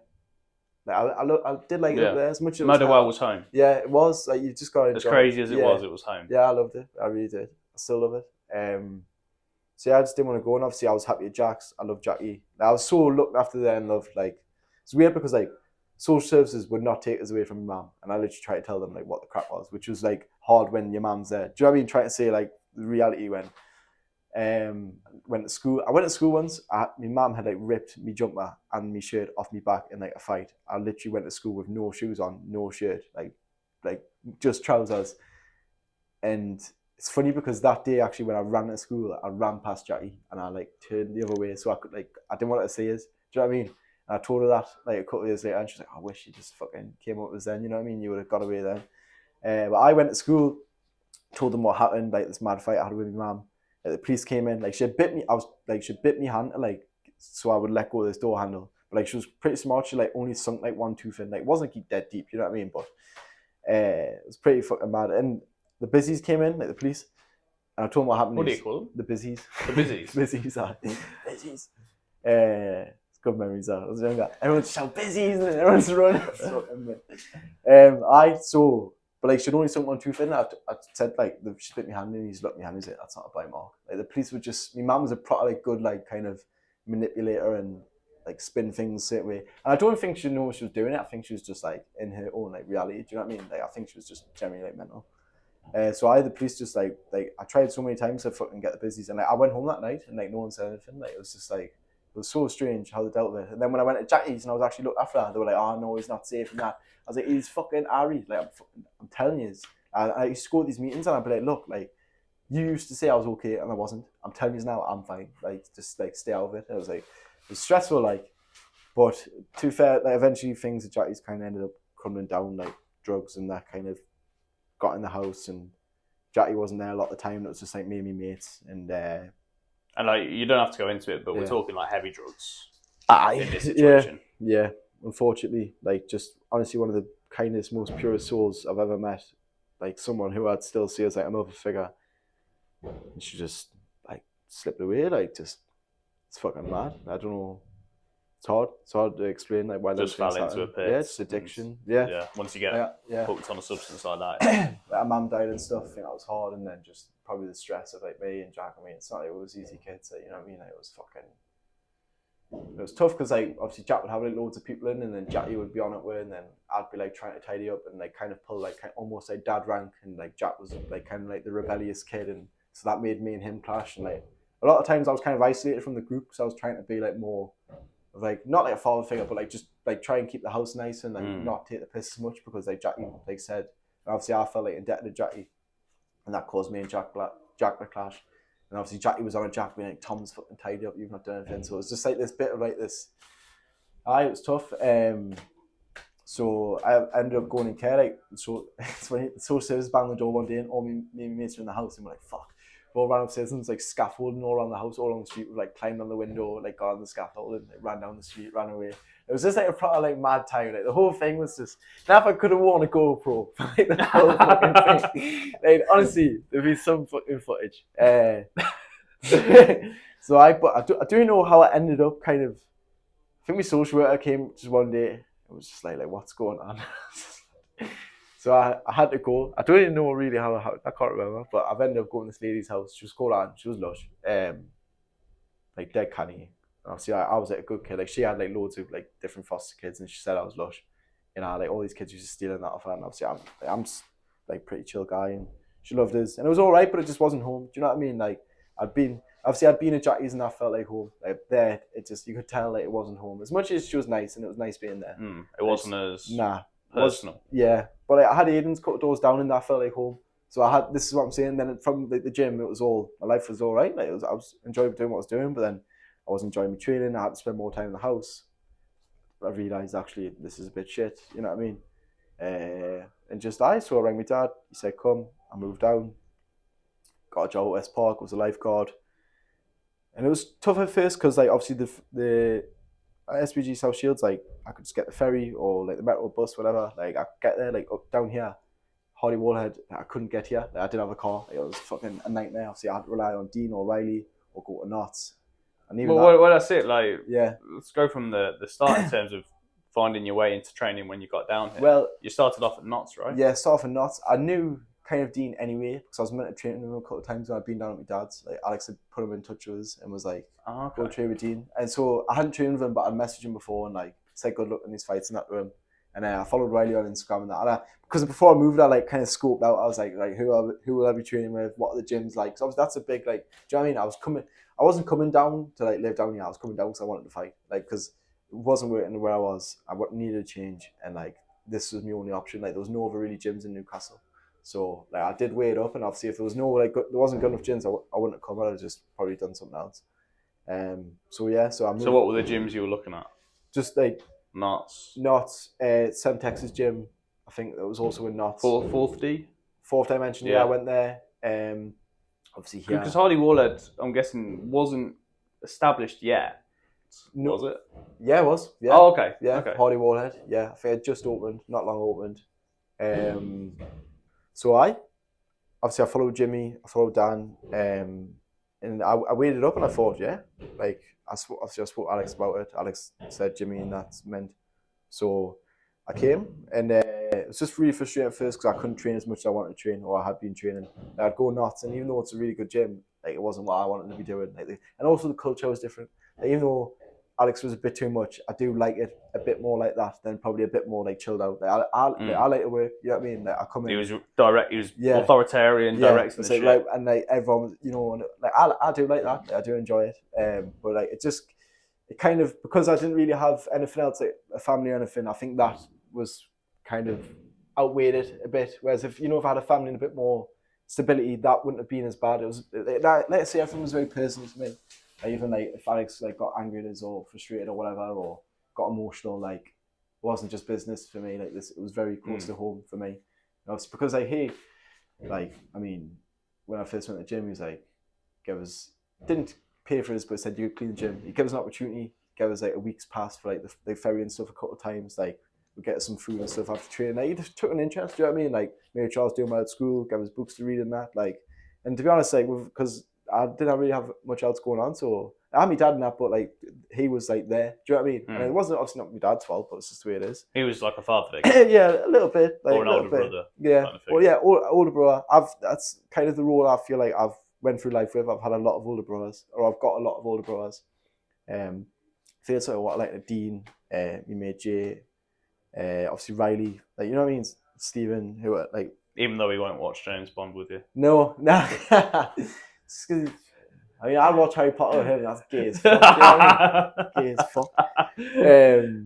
But yeah, so yeah, it was good, but it just didn't work for whatever reason, and I came down here, and I just went hell for leather as a lifeguard doing overtime on about £5 an hour just so I could pay for my car. Like, I came down here, and the thing is, because I didn't know anyone, I just didn't care about living like a monk. Like I lost. Like, I I wore like I was going back to my roots, Lonsdale tracksuit, like I was wearing shit shoes. I wasn't bothered because I thought the sooner I get this car, the better. Like I was a bit like my mum in a way. Like I was just like, I took that with us, but I'm like, who do I know down here? I couldn't give a fuck. You know what I mean? Like I dressed nice because like my mates, like, if I wore Lonsdale tracksuit, I'm like, what the fuck you doing? But like down here, I didn't know anyone. I wasn't bothered. But I think that's a bit why Jimmy was like, who is this kid? Because I was just rocking up in like a Lonsdale tracksuit and shit shoes. Like because I forget like he didn't really see who I was before I went to Alex's. And I think I lost myself a bit in Alex's. I think he's maybe, I don't know, it's not up to me to say, but maybe a bit too strict. And like, I feel like I lost myself a bit. I feel like I lost that spark I kind of first went into Alex's with. And I feel like it might have been a different story if I came down here with that. And Jimmy had seen that straight away. Because I think Jimmy was like a bit like, who was this kid? Like, obviously, like, he's good, but like, I was a bit gum shy a bit when I came down, like a little bit timid and stuff. And like, I'm not really that type of person. It was hard. And a lot of Jimmy's thing was like trying to like find out who I was and that. He's like, because like, that's martial arts is an expression of who you are. So you need to be yourself. You got to find out what makes people tick. Yeah, exactly. What's going on in their mind. Yeah. Where their heart's at. Yeah. Because that's what's going to fuel them in training. Yeah. And in a fight. Ultimately. And like, I think you do a couple of daft drills and that, and like I think you could tell I was a bit like, well, why is this not serious? I was a bit like that, like, and I think you could tell. Like, nah, it's just like a daft game, like trying to get maybe like loosen up a bit. And he did. He made it done in Jonvers, honestly. Like, so the person I was when I walked into the person that I walked out of, it was just like completely different people. And he helped us find myself again, helped us find me spark. So yeah, it was mint. I mean, Dean, obviously I looked up to Dean. He was like another brother. I worked with him, like fucking mint crack. Obviously, I used to watch him on the Cage Warriors. Like, we used to go around Alex's and get a pizza and that and watch the Cage Warriors. And I seen Dean win the belt. I seen kind of like his couple of fights leading up to it. I always thought he was fucking mint. Talk about when you first went down to Knots, when you first met Dean, first met Riley. Yeah, I mean, Dean picked us up. I'm sure he was fighting like in a camp for Shari at the time, and he was eating like ice buns in his car, like just like. And I was like, sounds like Dean. Yeah, I was like, fighting soon. He was just like his fingers and that. And we got there, and I think he was teaching an inside low kick to drop back the southpaw to then spin through and like throw like a donkey kick. And I was like, all right, this is pretty fucking mad. Obviously, I met Tyrell, and I was like banging it out with him on like the first day. But I made a friend through it. Do you know, that's like kind of how, you know, like you get respect in that. Yeah, it was good crack. I've been there a couple of times before anyway with Riley, doing jits. And like, Riley talks about our first rule. Mate, I'm just coming just to see like what's going on. I've got some little ginger man trying to kill us. I'm just like, bro. Do you know what I mean? I thought at the times, I was like, this isn't like this is like life and death to him. I was just rolling about it. And I knew this bit like tactical. I knew like I wanted to become friends with Riley. So I thought if I just give back to him now, I'm not saying I subbed him, I don't know, but like, you know, if we like, because you know how Riley is. If I had first met him and I was a dick back like he was being, he would have. Oh, it would have taken like 6 to 18 months for the Reds to finally part from his eyes. Do you know what I mean? So I was just for like, you two to so have a flourishing friendship. Yeah, so I was just like, all right, bro. Yeah, subbers. Can I have a lift? You say you knew you wanted to be friends with Riley. Was that any particular reason? No, I wasn't, because honestly I didn't know where he lived. I didn't know anything. I followed Dean, and I'd seen he was mates with Dean. And I just thought I was just trying to like. Just wanted to fit That's in. who I was kind of just gravitating towards, like, you know what I mean, like someone around your age, like around your level. Yeah, and he was just like, he was sound, and to be honest, that is like literally the only person that I could kind of find on Instagram and stuff. Like I was trying to find fighters or whoever, like. And that was really the only person, so I just thought, fuck it, like, me and Riley. And we just got along straight away, we did. Like, it was good crack. Like, I always thought Riley was funny. Obviously, he was good. Took us under his wing a bit, like, showing us how to drive. Just made us a bit more of, like, around... Showed you how to drive. No, he did. He taught us how to drive. Like, I'm going around Yale Place, I had him in the car. He's always been... Even now, like, anything I say, it's just... Like, you know what? I can't say anything right. Riley's always got a crackers on everything. And that's just how it's always been. But I don't mind, I take it with us. Like, that's Riley. Yeah. That's Riley, man. But it has helped us, like, sometimes I want to punch his face in, like, do you know what I mean? Like, who are you fucking talking to, you cheeky cunt? But, like, before that, he sounds, do you know what I mean? Like, sometimes I'm just trying to have a laugh and he's, like, politically correct and I'm like, mate, I don't want to hear it. Like, I'm just trying to have a joke around. He's giving us a lecture on why I shouldn't say that. But I love it a bit. And he's definitely, like, made us who I am. Like, he just kind of took us a bit away from you know, where I come from and that, and just a bit like just reality, like just a bit more chilled out and just like set the vibe. And he's just got such good energy. He's just like the nicest guy in the world, and like just like proper settled us down. And obviously that I just, you know, I was fanatic about fighting when I came down, and I think I'm not saying I inspired. And you'd already fought, right? Like we kind of missed that. Like you'd already actually fought. Yeah. So you were 3-0? 3-0. 3-0 by the time you moved down. Yeah. Talk about, let's backtrack to your first fight. Yeah, this kid called Jack Brennan, who was, he was good. Like, he fought this ginger kid, and like, he proper pieced this ginger kid up. Like, ginger kids. Yeah. Oh, that's relevant. No, I don't know. The ginger kid wasn't like the best. But like, the ginger kid was, he was all right. Like, but like, you could tell like Jack was pretty confident in that. But mate, like, you know, I was from the ridges and that. Like, I was confident in myself. Like, I trained like a madman. Like, I was ready for it. I was itching to fight for fucking ages. And Alex wouldn't let us fight. Like, ages. I kind of wish he did, because like just like fuck, like, I don't know if he's trying to protect us or just thought I might have a fight and then fuck off, and he wanted us to like actually fall in love with the technique and the sport. But mate, I loved it. Should have let us fight, and I had like fucking 4 or 5. So you didn't have reservations about fighting, and you weren't thinking I want to.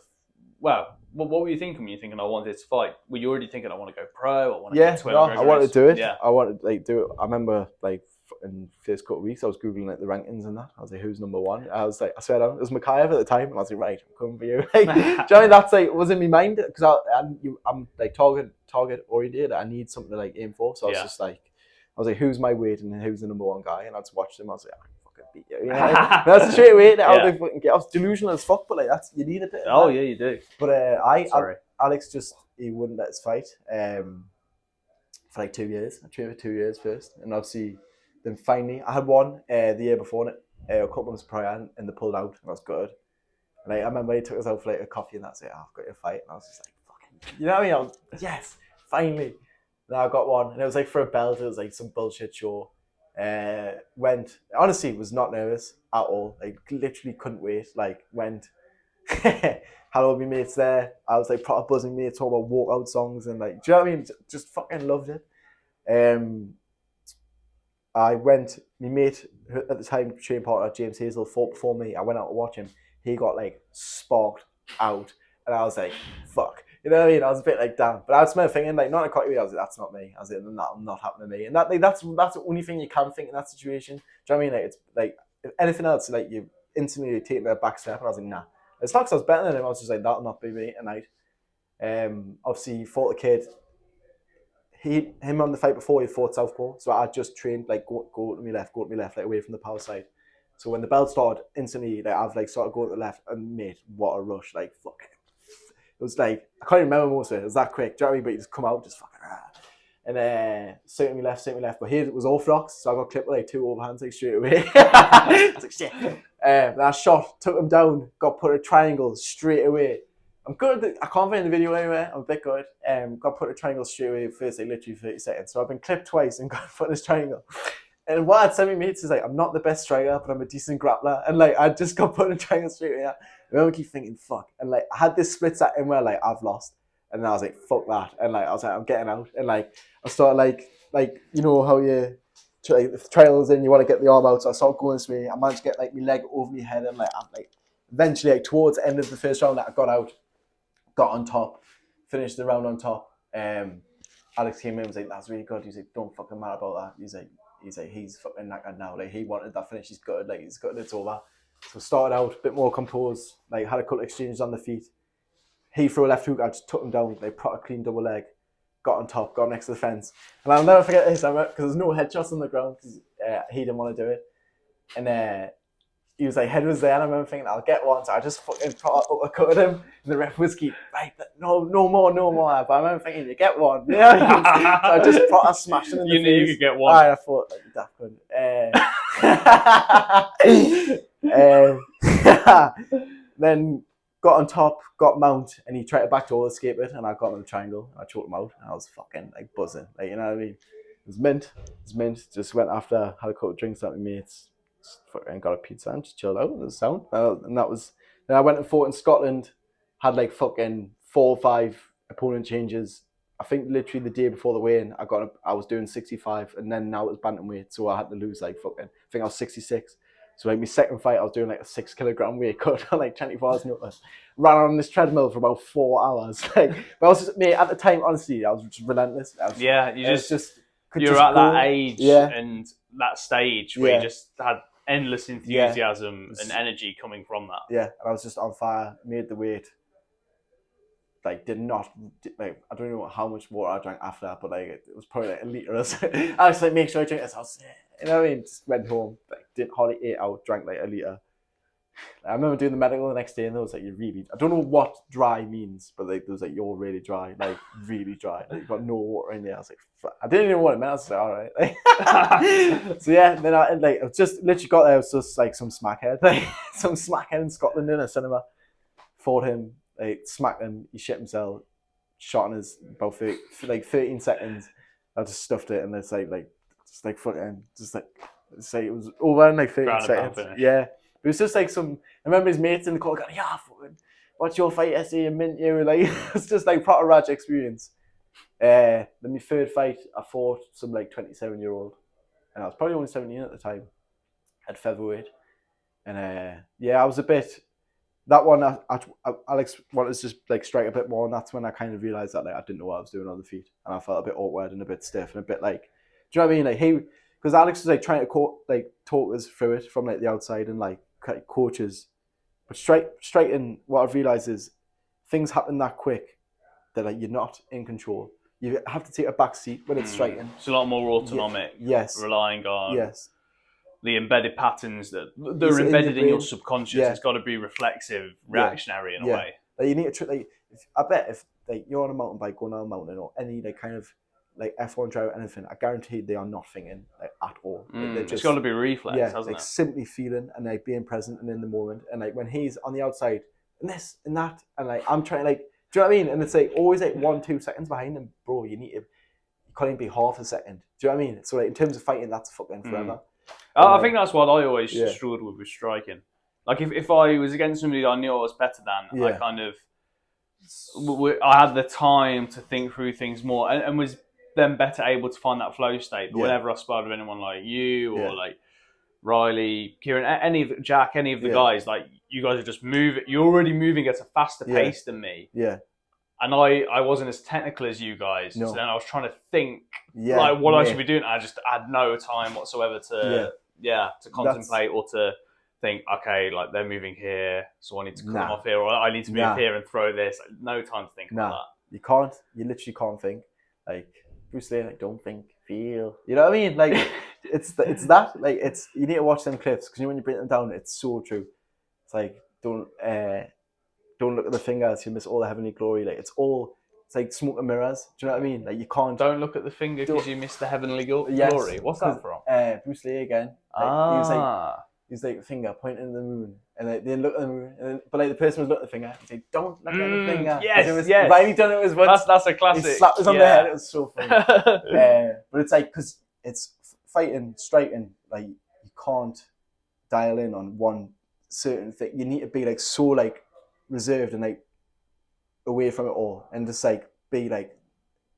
You need to be ready. Again, it sounds corny, but Bruce Lee was on the money with it. You've got to flow like water. You've got to be ready to. It moves at such a fast pace. Yeah, and that's what I realised when I came down. Because obviously in that third fight, I was trying to figure this guy out, and he was just like he wasn't the best. So like I kind of could like move here, move left, move right. I was always safe. I didn't really get hit. I think the only thing I done was count him with a right hand, and the rest of the time I just took him down and just beat him up. Like so, I won the fight. But I realised that like I don't know what I'm doing like on the feet. But you had a good amount of boxing experience. Yeah, but I think not Alex, but I feel like I was better when I first went in because I was just like fighting. I was just going for it. And even though Alex was like, "Well, you're not doing this and you're not doing that, and your hands low," and like, but I was going and I was doing it and I was flowing. I think that's a part of developing any craft, though. I think. Sometimes you have to get worse in order to get better. Yeah. Because like when you're in that flow state, your timing might be better. Yeah. You might be reacting to things quicker, sharper, in a more efficient way. But you're leaving openings, you're leaving your hand down here, and you need to tighten those up if you're going to get to the highest level. But then when you're in the process of tightening those things up, then all of a sudden you're not flowing as much as you have to think about them, and then it's trying to incorporate those conscious additions that you've made to your game in with that original, what brought you to the dance originally. 100%. That flow state. But it's just having fun. I feel as though you shouldn't rush getting good at something. Like, you shouldn't, like, no matter how much you rush, this is going to take you fucking ages to get good at it. So it's pointless even trying to be better than you are. Just, like, enjoy being shit. Like, do you know what I mean? Like, like, I'm not saying don't pay attention to it. Pay attention to it, but don't, like, deep it too much. Like, it'll literally come over time. I say to Jake, because I see a bit of myself and Jake. I was like, mate, don't, like, worry about it. Like, a lot of it just comes with age and time. And, like, Jimmy will, like, say that and you just don't appreciate it till, like, you've kind of been through the process and you're like, oh, fuck. You know what I mean? Like, just let it happen. It will happen. Like, if you just, because I've been listening to this book recently called The Secret, and it's like the law of attraction, and it's like, if you're wanting something, that means it's absent. So, like, you're like, oh, I'm gonna do this to get good at fighting. No, just, like, no, don't be good at fighting now, but be better now, and just keep it, like, here. Don't focus, like, up there. Do you know what I mean? Just, like, take it as it comes and just enjoy it. And, like, I felt like I got myself all in a knot and tight, and, like, this is wrong and that's wrong. And it's like you almost, like, frustrate yourself, and, like, instead of just being like, and just bang them out and be like, well, that was better than yesterday, and just do that, you know, as opposed to, like trying to jump, like, up levels, like, quicker than you're, like, supposed to, just because things take time. Like, anything, it takes ages to get good at anything, and all you do is just rep it out and just enjoy it, like, day in, day out. You know what I mean? That's the process. Well, my favourite Judo Jimmy philosophy that I've taken away over the years, and it comes from a video that Mystery must have filmed. I think it was before you fought Mike Witherspoon. Jimmy's giving you this talk in the back, and he's saying, don't fucking chase anything, let it all come to you. And I don't think he actually said don't chase, attract, but that's like, I remember me and Kieran talking about it at the time. That was very, that was like a Buddhist spiritual way of thinking about it. Don't chase, attract. And that applies to all areas of life, all realms of life. And it's so true, isn't it? That oftentimes, the more you chase something, it's like you go to try and chase a dog or chase a cat. What's it going to do? It's going to run away. And that's a great metaphor for things in life. Like, you try and chase money, all of a sudden you get wrapped in, and it's never enough. You might get the original amount of money that you were working towards, but all of a sudden now that seems significant. And now you've got to chase X amount of sum, X amount of sum.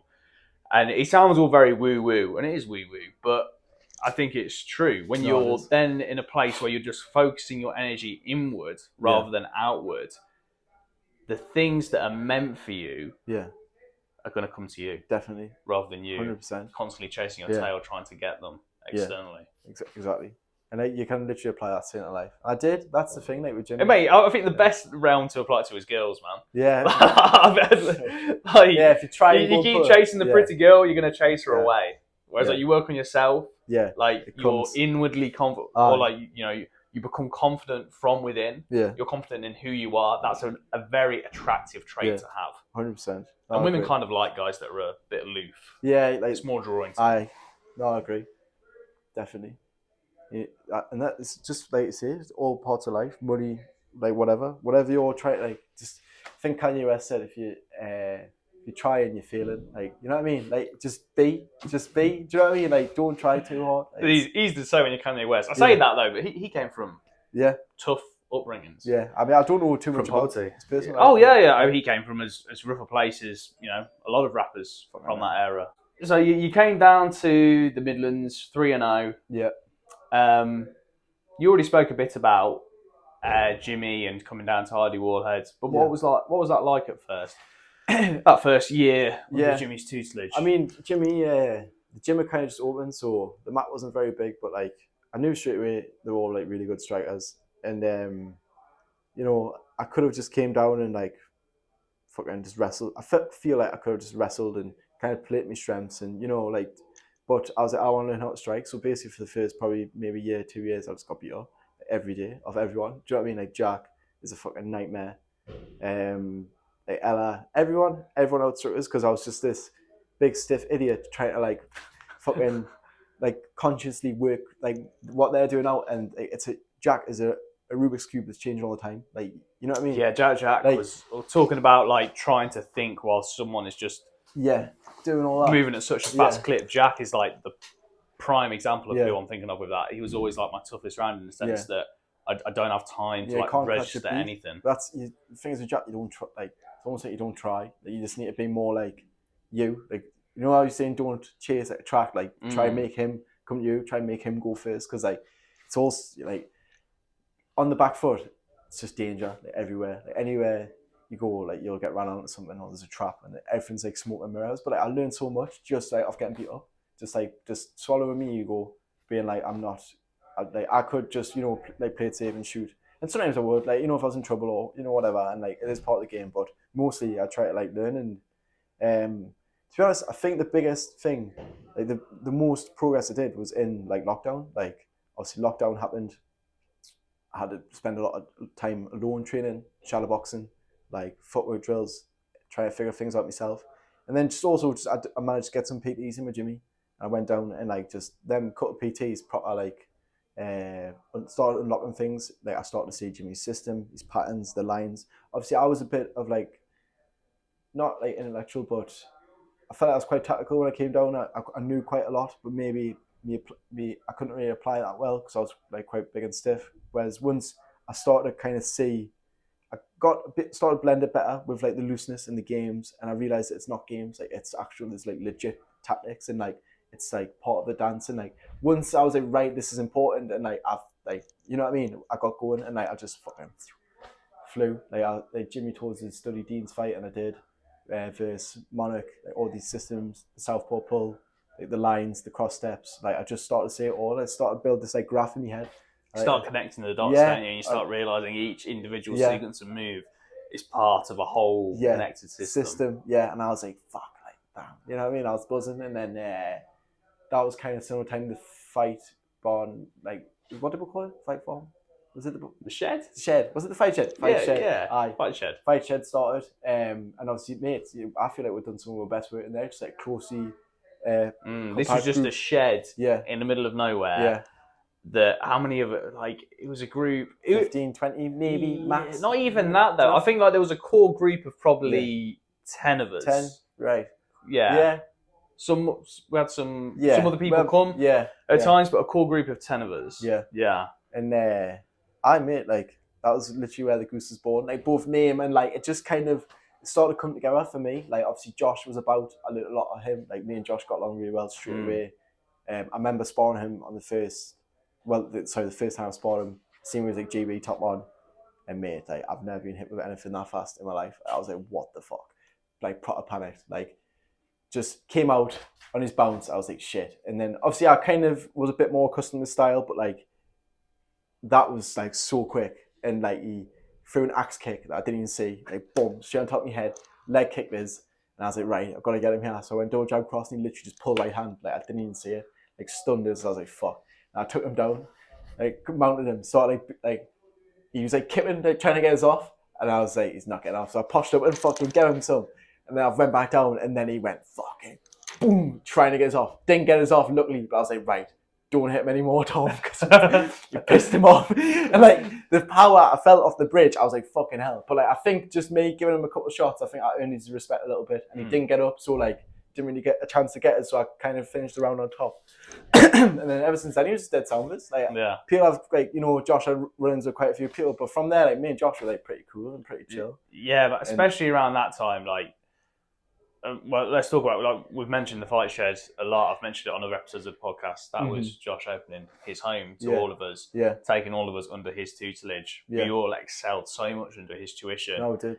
And like you're talking about the grappling there, that period of time where you could take Josh down and stay on top of him and he couldn't get up was a very short Goldilocks zone, a very short moment in time before he just started to pick up grappling, and the rest is history. He became like as good a grappler as not as good a grappler as he was striker. Although really, like his grappling excelled. Oh mate, to such a high level very, very quickly. Yeah. But then I think to say it was on the same level as his striking is a discredit to his striking because it is just poetry in motion, isn't it? It's ridiculous. But obviously, he just showed me a lot, and the good thing about being under Jimmy was like he didn't say anything's like finite or this is the way. He was always like, this is how I like it. People like this, people like that. You do what you want. Like that. I always loved that, like that you could choose and pick. And He was the choose. first coach Yeah. that I had to say that. Obviously, I've done martial arts Yeah. when I was younger, and Right. I came from a traditional martial arts background where we were told, "This is the syllabus. Yeah. This is how it's done," and like they gave us reasons as to why you kick like this, Yeah. why you don't kick like that. Yeah. And like sometimes it made more sense to me than others. And then what I've realised looking back is that's all not bullshit, but No. you know, you can give a reason why you should kick like this, but it's all circumstantial. Yeah. It depends on who you are as a Yeah. fighter, what objectives you want to achieve from throwing a kick that way, and what Jimmy is. And Jimmy's the person that's shown me that, because Yeah. Jimmy, like you said, he won't say this is the way to do it. He'll No. say this is a way to do it. This is my preferred way of Yeah. doing it for X, Y, Z reasons. There is also this way to do it, Yeah. and this is why you may want to do that Yeah. the other way. And that's I like, just prefer this way. yeah. And that's just top level coaching, Yeah. in my opinion. Oh, it Especially is, with striking. because it shows a full understanding. Yeah. I mean, like, what can Jimmy, like, you can go on the mat and talk about judo, wrestling, you know what I mean? Jiu-jitsu, like anything, like capoeira, like boxing. Like, honestly, his, like, style is just everything. Everything all combined. Like, you can spin, you can bounce, you can go in the pocket. Like, it's just like, Yeah. and like, he's prolific, like, in every single range. And it's just like, it's mint. It's literally He's a so gift, cool. isn't he? Yeah. Like, obviously, We'll all, take it for granted. such a rare blend of styles here. Like, obviously they've got like all the shoot systems, they've got, you know, Josh and like Lance and all that, you know. Then you had Dean come in with Narland, like a bit of Thai, like Dan, Thai. Like, there was just this like such a rich like fucking pot of like knowledge, and just I was just all like from my time here, I've just been able to take and just with freedom, because Jimmy was just like, mate, do what you want. Like, with him, do you know what I mean? Like, you'd like give us pointers and that, but like, he didn't really care, like, not in a bad way, but he just wasn't bothered. Like, he just wanted me to be happy and fight, and like, he wasn't really care how I did it, and I just took what I liked. And like, I remember we'd done these PTs, and it was these knees, and it was like right hand march, left knee, like left hook, right knee. And like, we'd done a PT, and then like the week after, I was just kneeing everyone in sparring, like dropped a couple of people. He's like, oh, you like them, don't you? And like, just from there, like, just loads of things. Like, he got us on my bounce, got my shoulders relaxed. You know, the pulls and that, I still use all them now. Like, just gave us a whole system to play with. And then obviously Josh came in, gave us kind of more a bit of like maybe boxing fundamentals and like in the pocket and stuff. Like, not all of it I took, but like just working on my hands and my speed and stuff, and just confidence more than anything. Like, Josh really like was like believe in yourself, you're like, good. And like, obviously when Josh was He's such a good coach. yeah, man. a really Such good a good coach. And got like different bodies down with the spar and that. And then it was a dodgy time. Obviously, we'd try to do a couple of camps during lockdown and it fall apart. But like, I mean, was running. I just loved it. Like, I felt like I was just training full time. I was like going on runs with Riley. Like, he was on the bike, but just like whatever, like swimming, like whatever. Obviously, and the thing is as well, I was a lifeguard, so like I would go training in the mornings when it wasn't lockdown, or in like between. Like, finish training, then I'd go, then like on my lunch break, I'd be like swimming, or I'd be lifting weights. I was eating good. Like, I remember I'd go like 4 days sometimes in the mornings and spar there, and like they like most of them pros and like, or just like can train full time. And I was like fucking running off the mat, chucking my lifeguard gear on, because I had to be in pool in like 5 minutes. Do you know what I mean? Like, that was just my life. But like, I'd say I've done it the hard way, and I'd say like I'm probably the best person to do it the hard way. Like, I've worked like full time, like, and like tough jobs as well. Like, I was a labourer. I went on the railways, like a lot of jobs that are relaxing and rejuvenating physically. Like, the pool to was expend good energy. because like I could sit on poolside. It was quite warm, and like I think that was humid. But then like I didn't take it for granted. Like, in between, I was like going in the gym. Like, on my lunch break, I'd go and lift weights to do S&C and stuff, or I'd be shadow boxing, or I'd be running the park before work, like whatever. Or if I was on earlys, then after I'd go and swim, and then I'd go home, and then I'd go to the gym. And I always just got the most, and I wish I like marketed myself a bit more. I wish I like kind of shown what I was doing and the effort I was putting in, because like I just don't feel like and not I deserve anything, but like I feel like you didn't get the most bang for your buck. Yeah, I just thought, because at the time I was like, well, fuck them. I was like, I seen everyone like all the people who I felt like I was better than, like marketing themselves in a weird way, and I was just like, that's not me. You know what I mean? And it's so difficult in this world we're in now, though, because it's all self-marketing. I know. Before, it was completely based on merit. Yeah. You only got publicity. Yeah. Because you couldn't make publicity yourself because there wasn't social media. Yeah. The same way there is now. You only got publicity if you got to a certain level, Yeah. and you obviously got to that level based on your merit. But now everyone's got an Instagram account. I know. And you've got people that, you have somebody that's here in terms of experience, skill level, where they are in the sport, and somebody that's here.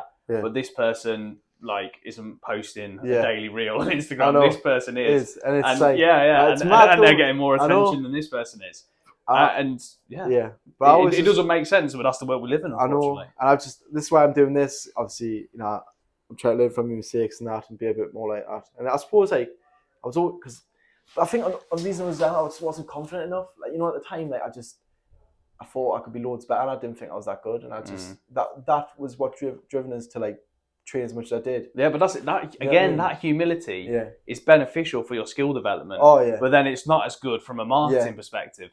But like it's mad, because I was thinking about this on the way down. Like, I was thinking, literally at the time, I was like, I don't care about that. I just care about what I do, and that's literally the reality that now I live. Like, because I don't have anything to show for it really, but like I've just got my craft. But I know how good my craft is. I know how good I am. Like, better off to be in your position, where again internally, we get caught up in like money, fame, all of this. But at the end of the day, you can go to sleep at night and know I dedicated this amount of time, this amount of energy to developing myself, my skill set. Yeah. That's fulfillment that you can't get from having X amount of followers on the gram, being paid X amount of money. I know. And I see it. I feel like some people I think they're fake. Like I do, like the way they portray themselves and that. And it never been me, and it wasn't. And I just got on with it, and I just shut up, and I just fought. Let me fight and do the talking. I think I posted a couple of photos and that, because you have to. Yeah, I knew it was like a little bit part of the game, but I wasn't like, you know what I mean. Yeah. I wasn't doing TikToks of doing that, you know what I mean. That bullshit, but just focused on myself and focused on my craft, and I thought eventually my fight would do the talking, but just didn't really click for us. Don't know why. Sometimes I wish it's a bit like a toxic ex. Like I'll think about it sometimes. I'm like, fuck. Like, wish I could do it again. I wish I'd seen. You think of it as a toxic ex? Yeah, because I think it was toxic. I think like I didn't do it the right way, but it wasn't the wrong way. If I could go back, I'd just enjoy it more, and I'd just chill out a bit. You think you took it too seriously? Took Maybe. The fun out of it? I don't know. It's hard to say. Let's go into it, because like we had the lockdown period. Yeah. You came back. Had a tough fight against Mike Witherspoon. Yeah. Then it was the Jerome fight. Straight back in. And that was an intense camp. Yeah. Because he's an intense individual. Yeah. But talk a bit about that. Yeah, I mean, I kind of knew I was going to fight him. I said to my mates, I better get him next, because when I fought Witherspoon, I was sitting next to his opponent at the time. I think it's Finley Wright or something. Jerome came in. Scottish lad. Yeah. Because I remember the show where you fought Mike Witherspoon. Yeah. I was astonished. Like, this was down in Wolverhampton, like a good 4 or 5 hour drive from Meadowell, from Newcastle. And like all the other fights, like there were people like shouting things from the crowd, cheering. This was the first MMA show I'd been to, because I've never been to the UFC or anything like that. So this was the first live MMA show I'd been to, despite being a fan for like 10 plus years. Yeah. So, didn't really know what to expect. Obviously had cheers from the crowd, etc. for all the fights. You walk out.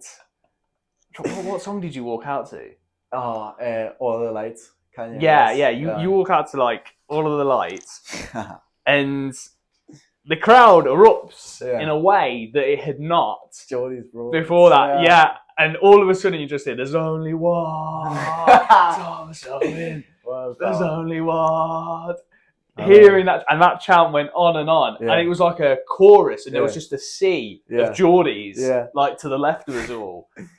And I was astonished, man. Yeah. Like, they'd all come down, all of your guys, like your boys. Only 20? I could have sworn there was like 100. No, I don't know. Like, there was a lot. Yeah.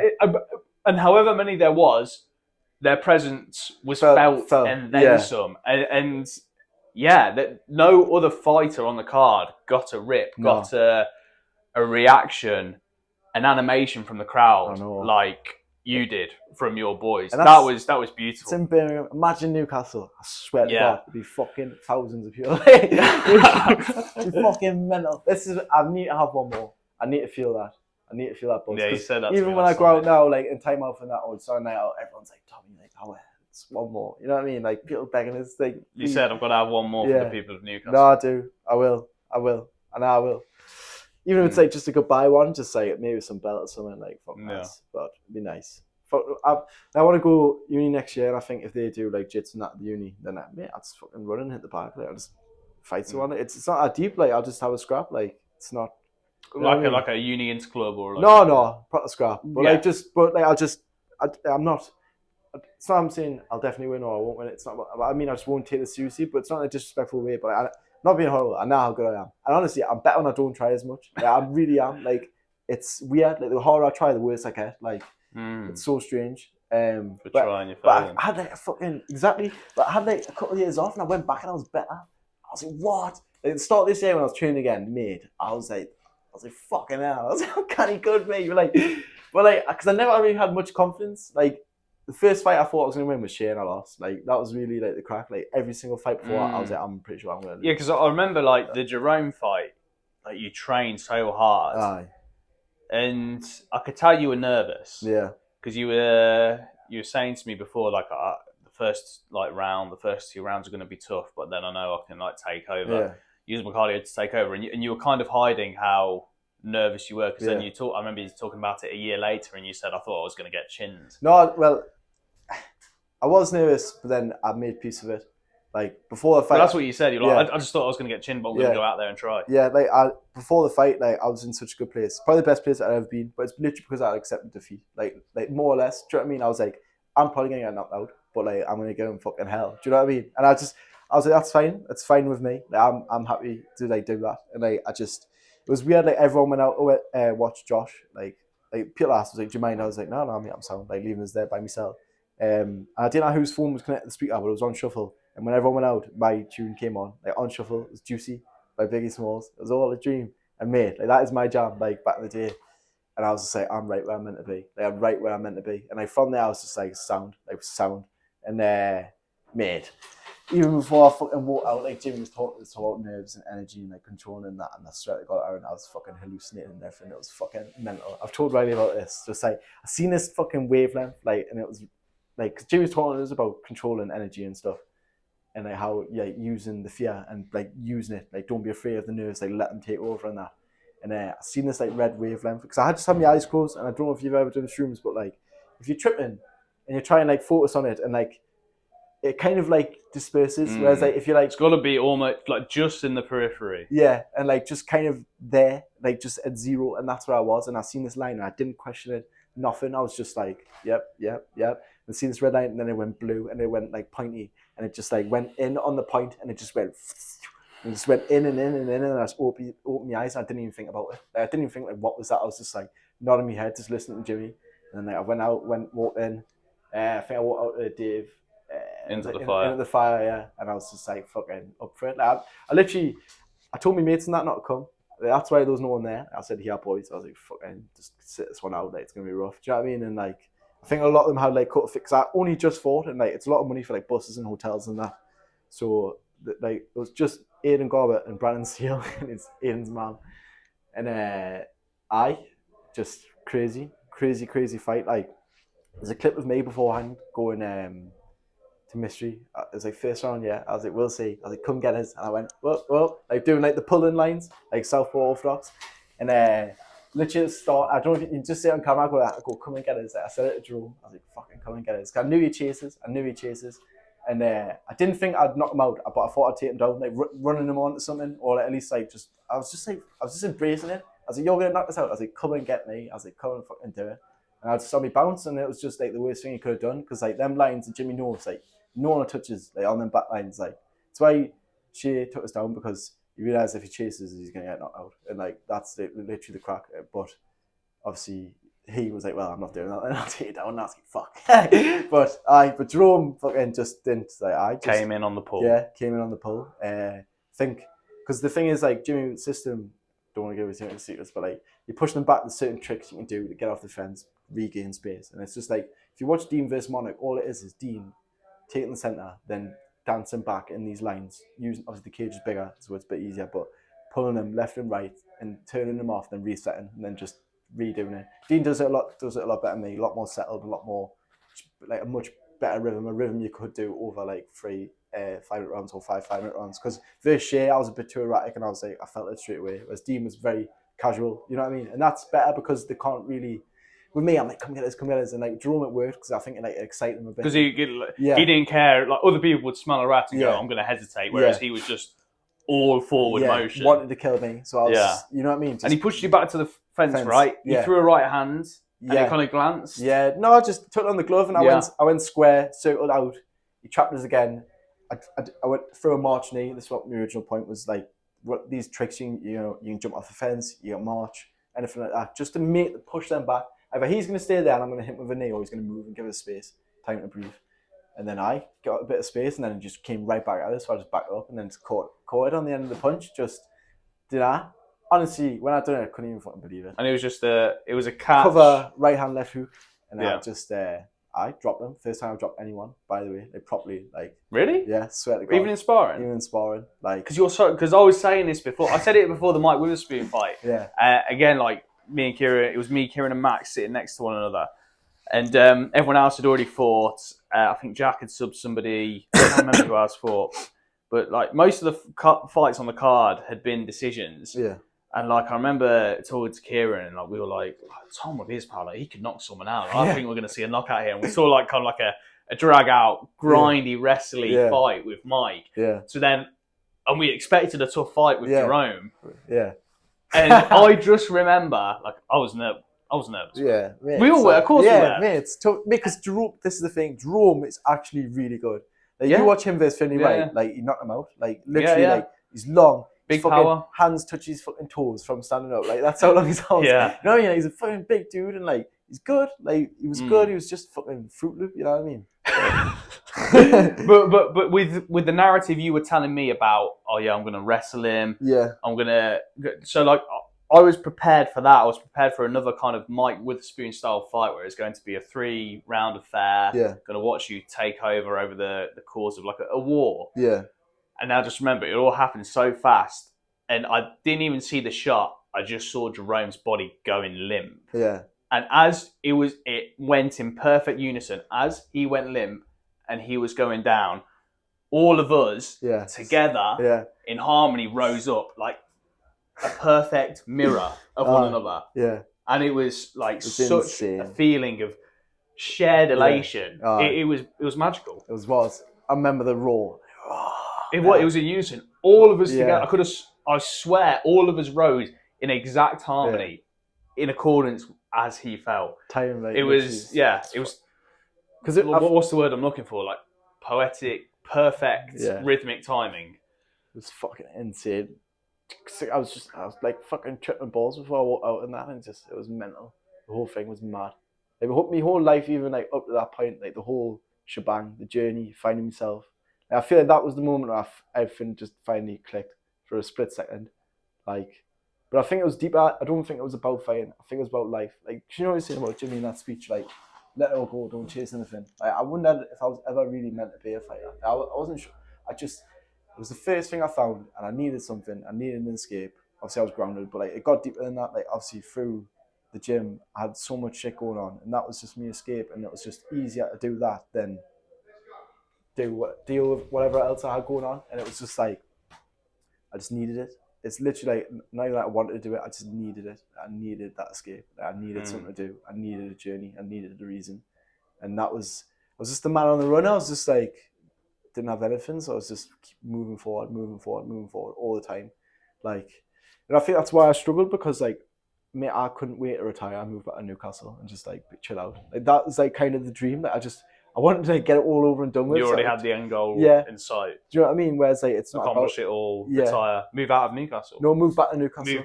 I missed home. I missed home from the minute I left. Like, but I just knew this is what I had to do. But like, it was hard. It was really hard. Like, the full thing. But like, Jimmy teaching us about, you know, letting things go, and, you know, just being more at peace, and like more like okay within myself and stuff. And like, I just clicked that night. Like, I just let everything go, and that's what happened. It was fucking insane. I remember, obviously, I jumped over the fence. I couldn't believe it. I was nearly crying. Went back in the cage, and I kind of had my head down, and I looked up, and everyone was stood up.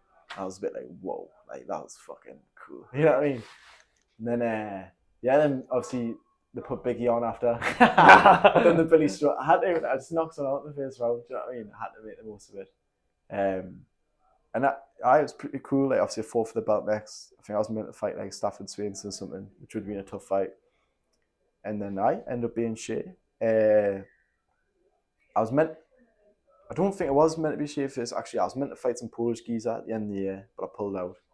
I had so much going on. Like even Jerome, I had like fucking COVID. I had staph in my ear, and I didn't pull out because I knew he talked shit. I was like, I'm not fucking. Do you know what I mean? But like, I was working in a warehouse and that.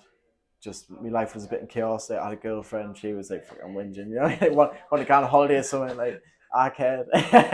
No, but like I wanted a bit of time off. Like it was a bit too much, so I pulled out.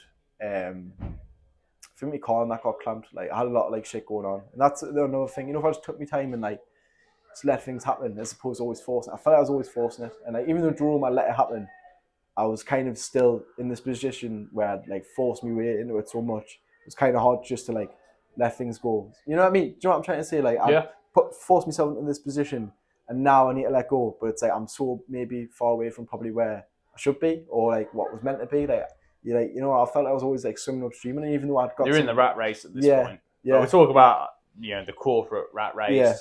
But any pursuit is any pursuit like this where you're in amongst other competitors becomes some kind of a rat race, and trying to find the peace and enjoyment in it is a constant challenge. Yeah, it's hard, and I think if I just took my time a bit, then it might work out. But it is what it is. But obviously, this is the journey, though. You learn as you go, and I took a bit of time off. I think I was working in a warehouse. I think I found a new job. I was a bin man, and that like suited me. I was a bit better. And I thought Shay, and the things with Shay, I was just buzzing. I was fighting someone who was like considered one of the best in the country. I was like, this is everything I've wanted. Do you know what I mean? Like I was just happy to be there, which is probably not the best thing. I should have been like, I want to beat him. I was just happy to fight someone like who was on my level and for a belt. Like this is literally all I ever wanted. It felt like a collision course. Yeah, it was a collision course. Between like two up and coming prospects, both 5-0. Yeah, similar. And I just obviously done the camp. I was happy with the camp. I was happy with everything. Like I think Miles, I forget his name. Do you remember Miles? Miles used to train at Shoot, train at Knots. Yeah, I had some friends with him. Emery? Miles Emery, and he was taking us down more or less at will and just holding us down. And I just thought, he's a bit bigger. Like she won't be able to do it, but like obviously she could, and that's what happened. Yeah, mate. It's what it is. I just wish I went forward a bit, put it on him a bit more. Yeah. I wish I just fucking. But I remember like, because I just loved it. I thought I was gonna win. Was excited for it. No nerves. Like, remember looking out beforehand in the crowd, seeing all my mates there. Like, I told them all to come. Like, I was just fucking loving it. And just don't think I felt pretty knackered in the first round. To be honest, like how much I was bouncing around. Like, I think it was a bit erratic. Maybe like just that slower rhythm, that slower tempo, and just like. I wish I'd have settled a bit more, but like it was my first title fight. Like obviously you're gonna be like fucking jittery. Do you know what I mean? Wake up wasn't the best. I mean there was like 3 or 4 of us sharing a bath, and I was late. Like not once, but like no. I think there was 2, me and Chris, but then I had Riley in there. It was just a lot going on. Like I got the room for me, and then they kind of needed it. I'm not gonna say no. You know what I mean? Like Chris just came and hey, I'll go in first. Then I was waiting for the like weight cuts. And I went down like with like such fucking anger and ferocity because I was thinking of Jerome. I thought he was gonna be like, talking shit and that. And I got there and he was like, oh, like him and his team, are you alright? Like you're alright. I was like, yeah, like do you know what I mean? I went down like all guns blazing, like fucking thinking I was about to fight with him, and he was just like dead sound. And I was just a bit like, but I feel like I'm better when they're a bit like a dick. I feel like because I feel like I'm actually quite a nice guy and like pretty chilled out. When they're chilled, I kind of like just relax a bit. Whereas like. Jerome brought that bit of like edginess out of us, which like I like. Zoned you in. Yeah, like because it's like we're gonna try and kill each other. Do you know what I mean? I even going in the fight at the start, like about him and his Coleman and that, I've like kind of a bit of respect for like asking if I was alright and that, but like fuck that. Do you know what I mean? Like should just freaking like I don't know. Wish I was just a bit nastier, but like cause even at the end of the fight, like he started talking shit and I was a bit like, like it's just fucking beaters. You know what I mean? Like because it was like, after the second round, I was like I'm. Not like losing this fight, but I was like, I'm losing. Like I never had that before. Like, I'd lost the first round, but I won the second one. So I was never really behind. Do you know what I mean? Whereas this was like 2 second round, 3rd round, 4th round. I was just like, I was just sinking. I was just drowning. Like the corner was going so quick. I never experienced that before. I always felt like I had loads of time and I was just like proper in the moment. And I just felt like a bit off it. I don't know why.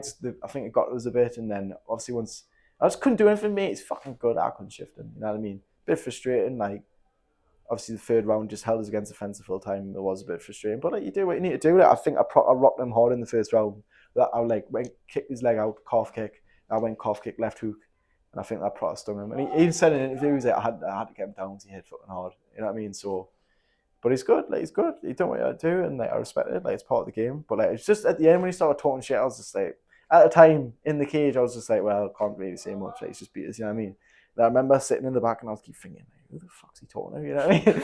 I went and found him. I said, what are you saying? And he's like, no. He's like, heat the moment. I was like, aye, like just so nah. You know what I mean? Like, fucking talk shit at the start. Like, if we want to do it, like, let's do it. Like, you know what I mean? But like, don't like. It's like you're about to get off us and we're gonna stop fighting, and now you start talking. It's like fucking just do it from the get go. It's probably the excitement of realizing like you're gonna win the battle. Probably. I was win. a bit better. I mean, I've got no against him. He's probably a canny kid. Like, is it fair to say that like you wore that loss hard? Did it hard? Yeah, I was fucking crying in the back. I was like, fuck. I never lost before. Do you know what I mean? Yeah, it was tough. But I just got back in the gym. Like, I did. I just got back in the gym. I mean, I was sparring. I booked a fight and then I had to pull out because I was just a bit of a mess. Like, I had impetigo. I got a cut in my cheek. My foot was still fucked off Shay, and I was like still kicking with it. Like, it'd get better and then I'd kick and then it'd just be fucked again. Like, I couldn't go into work for like a week because my foot was fucked. Couldn't even get in a boot. It's just daft, but to be honest, I just wanted to get back in there. It's right and wrongs. I felt like I knew what I could have done. I was like, if I just like kept the second ball. You were eager to get back in the win column. Thingy, I wasn't focused on him or thingy. I was just wanted to get back in there, and then obviously I had like an infection, and then I got over that. Was a bit like I don't know if I'm going to pull out or not. Went to spar at knots and I got cut, and I was just like, yeah, fuck this. And then I just. But then you had IMFs. A few weeks later. Yeah, I did. That's true. I think that's you went to IMAF and you took silver at the IMAF. Well, yeah. I mean, it's only fucking freeway. You know what I mean? Huh? It's only freeway. Well, 4 of it, but it was just It was just 4 of it. It was only 2 rounds. Okay. So I got silver, but it's not like I went through fucking. Like, okay, so 1-1 lost one. Yeah, but yeah, mate. Like you slayed a Welsh dragon, didn't you? Like, it's fucking massive. Couldn't believe it. Like, I remember.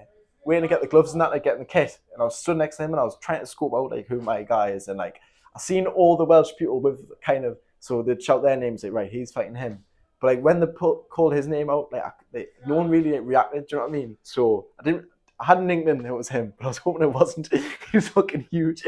And then I went to get the gear and I'm behind him in the queue, and like the gloves and the shin guards and that, and it was like, and he said, oh, Thomas Power, and I was like, fuck. Joke at me. I was like, so Dean, I was like, he's fucking massive, and Dean was just winding himself. He's like, don't do it, Jimmy. He's like, don't fucking flop it. He was just like, fuck him and that. Dean was just like, and I was like, oh yeah, fuck it. You know what I mean? And it would sound like smaller cage. I was doing a bit of tie with Alan that. Knew I wanted to go and get him a bit more.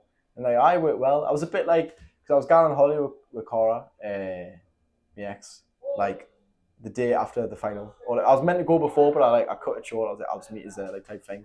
So I was kind of a bit in holiday mode anyway. I was a bit like, I'll lash these off, go on holidays. Do you know what I mean? So I think like towards the end, my intensity started to like drop a bit. Like not because I didn't want it or no. It's just, mate, it's like such a journey. And like there was politics in the gym, and there was this and there was that, and like jobs, and like it just, I think you're starting to grow tired. Yeah, like I think Jerome, and it was like, right, be present and just like stop forcing things. Like I kind of had to apply that, but then that meant I had to kind of come back a bit and like kind of undo. I just like pushed myself and got myself in such a position, like just through pure like heart and grit and determination and like hell, you know what I mean? But like you can't fight like that. Like you need to be settled, you need to be present, you need to be okay. Like, but then you still need the drive and forward motion to train hard every day. To continue to fight. It's a grueling process, right? But like, I'd felt like I'd gone up one road so far, and I'd realised that I was not on the wrong path, but like I was going about in the wrong way, and it's going to take some time to like adjust and like get me. Do you know what I mean? Like get on the right. I was going where I wanted to go, but I don't think I was doing it the right way. It was just hard, and then like things just like started wearing us a bit, like money, stress, jobs. And it was just a bit tough, and like it was just like stuff in the gym, and I just didn't think. I felt like I would sacrifice so much being down here, and I felt like it wasn't working. Like, I don't know. It's a bit shit, really. I kind of sometimes just I didn't give up, but just at the time, I think I realised that I'd happily be settled and just like have a family and that. I think like I'd just been on this mad journey. There's a scene in Rango. It's funny enough. I know it's a kids' film, but like he wakes up in the desert and it's like the Spirit of the West or something. I'm sure it's Clint Eastwood. And he goes, I can't go back. My friends think I'm a hero and that. He's like, well, be a hero. He's like, you came a long way to realise that it's not out here. Do you know what I mean? You came a long way to find something that's not out here. And I thought that's what I'd done. I was doing all this searching, trying to figure things out, and I like just got no answers. I was just, it was like, what's going on? Like, what am I doing? Like, you know, I had a bit of like that and like a bit of doubt in like a fighter's mind. It's like, you know what I mean? Like, I never had any doubt, and then for some reason I just started to get a bit, and I just came a bit undone. And I think do a bit of soul searching and that, and just thought, now it is, I'll take a chilled out life, like family. You know what I mean? But that was in my mind, but I wasn't like set, and I just thought, right, I'll chill out for a bit, do a bit of jits and that. I wanted to put on a bit of size. I was going to do the Euros and the Worlds, and just, I was doing knots, I was focused on my jits, eating good, because I'd just done like camp, do you know what I mean? I felt like my body never had a chance to recover, so I was trying to put on a bit, like, not size, but a bit of strength and stuff.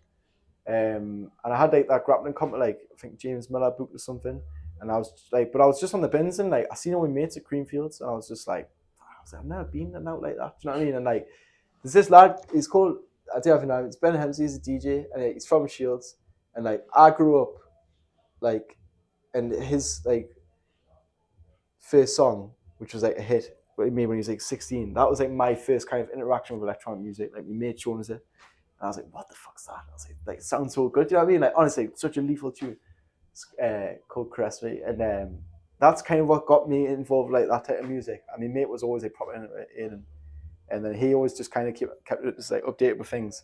And like, he even like met him at like a house party and that, and they became like really good friends, like, which is mental, because he's just from Shields. He's just like me. Like, he's just like grew up on the estate, and he like literally like just followed his craft, became like a fucking really good DJ. And I didn't really know, like, I was like fighting, I was like, I had so much going on, I didn't really know what he was doing, or I knew his music, Aidan was sure his tunes, I thought they were meant, but like, I didn't really know how big he was, or like what the crack was, or what the scene is. Yeah. Obviously, we'll go into your journey through music, everything you've been up to and on with the past couple of years on another episode. Yeah. But to come back to fighting and to tie that up, yeah. Where are you at with fighting now?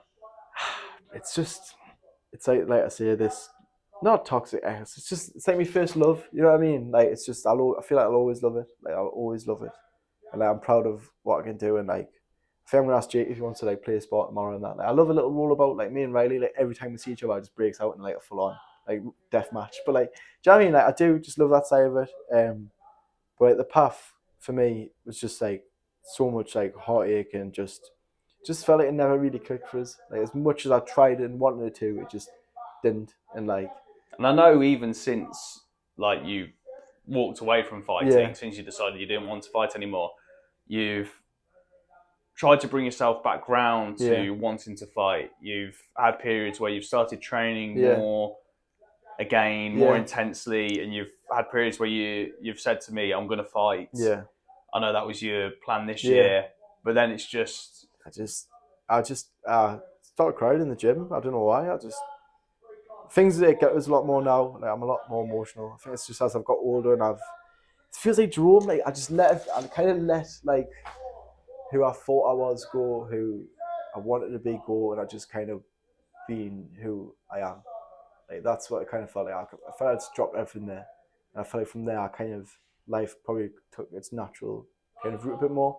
I was never being a cage like fighting. I was the most timid kid ever, like, growing up, and like, for whatever reason, fighting one way or another, I just worked my way into life, and like, it was more about doing something that just got us away from where I was. And that's all it was. And like, obviously, it was the camaraderie, the brothership, like, all that. Like, that was just a big thing for us.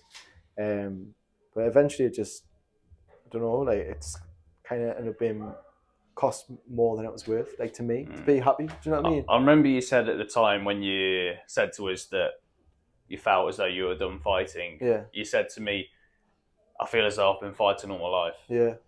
And it seems maybe, obviously you're still unpacking it yourself, like you and I were both still young, who knows, you know, we've got these ideas of what we're going to do in life. Life has so many twists and turns, who knows what we'll end up doing. And we say end up doing, we do so many different things in our lives, like, there's not just one pursuit that we end up with at the end of the day.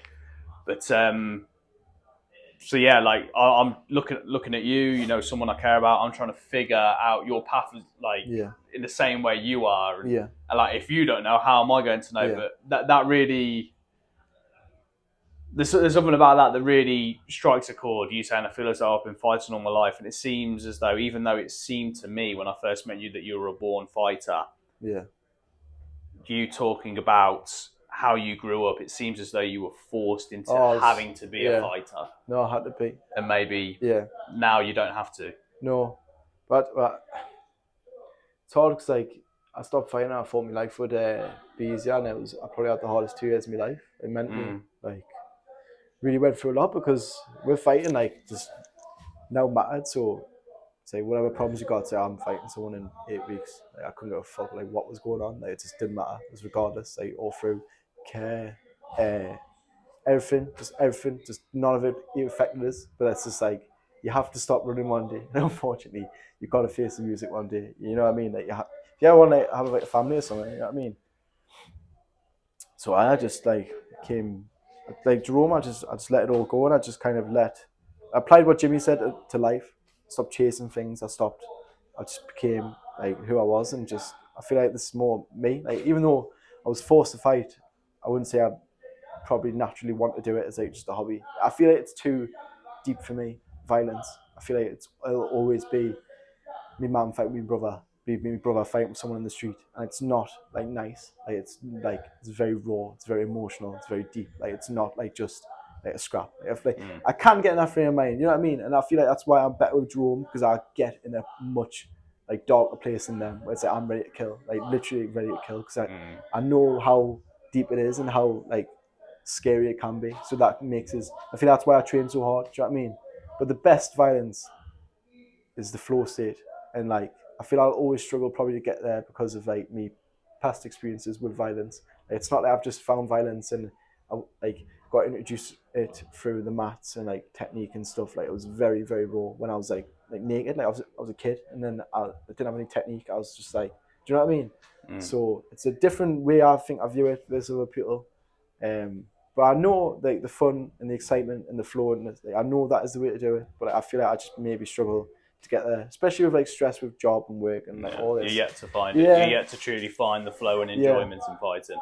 Yeah. Which I think is probably the case for a lot of people. Yeah. An incredibly difficult thing to do. Right, we'll have to call it here before the battery runs out. Like I said, we'll do another episode, man, where we'll talk about what you've been doing with music for the past 2 years. But I think like the conclusion we can come to on this is like you, as with I think all of us in life at the end of the day, are still figuring it out. Yeah. You know, maybe you will return to fighting, maybe you won't. Yeah. But when you spoke on the phone last night before we did this, and I said to you, like, I don't care whether you're fighting again. Like, I just want to hear your story. And, and I say this a lot. It doesn't matter what you do. It depends. It doesn't matter what you do. It matters who you are and how you do it. And I think you continue to grow as a person, and it's a beautiful thing. It's a beautiful thing to see. I appreciate it. So thank you, bro. Cheers, bro. Thank you very much. Appreciate you sharing everything you have. Nice one.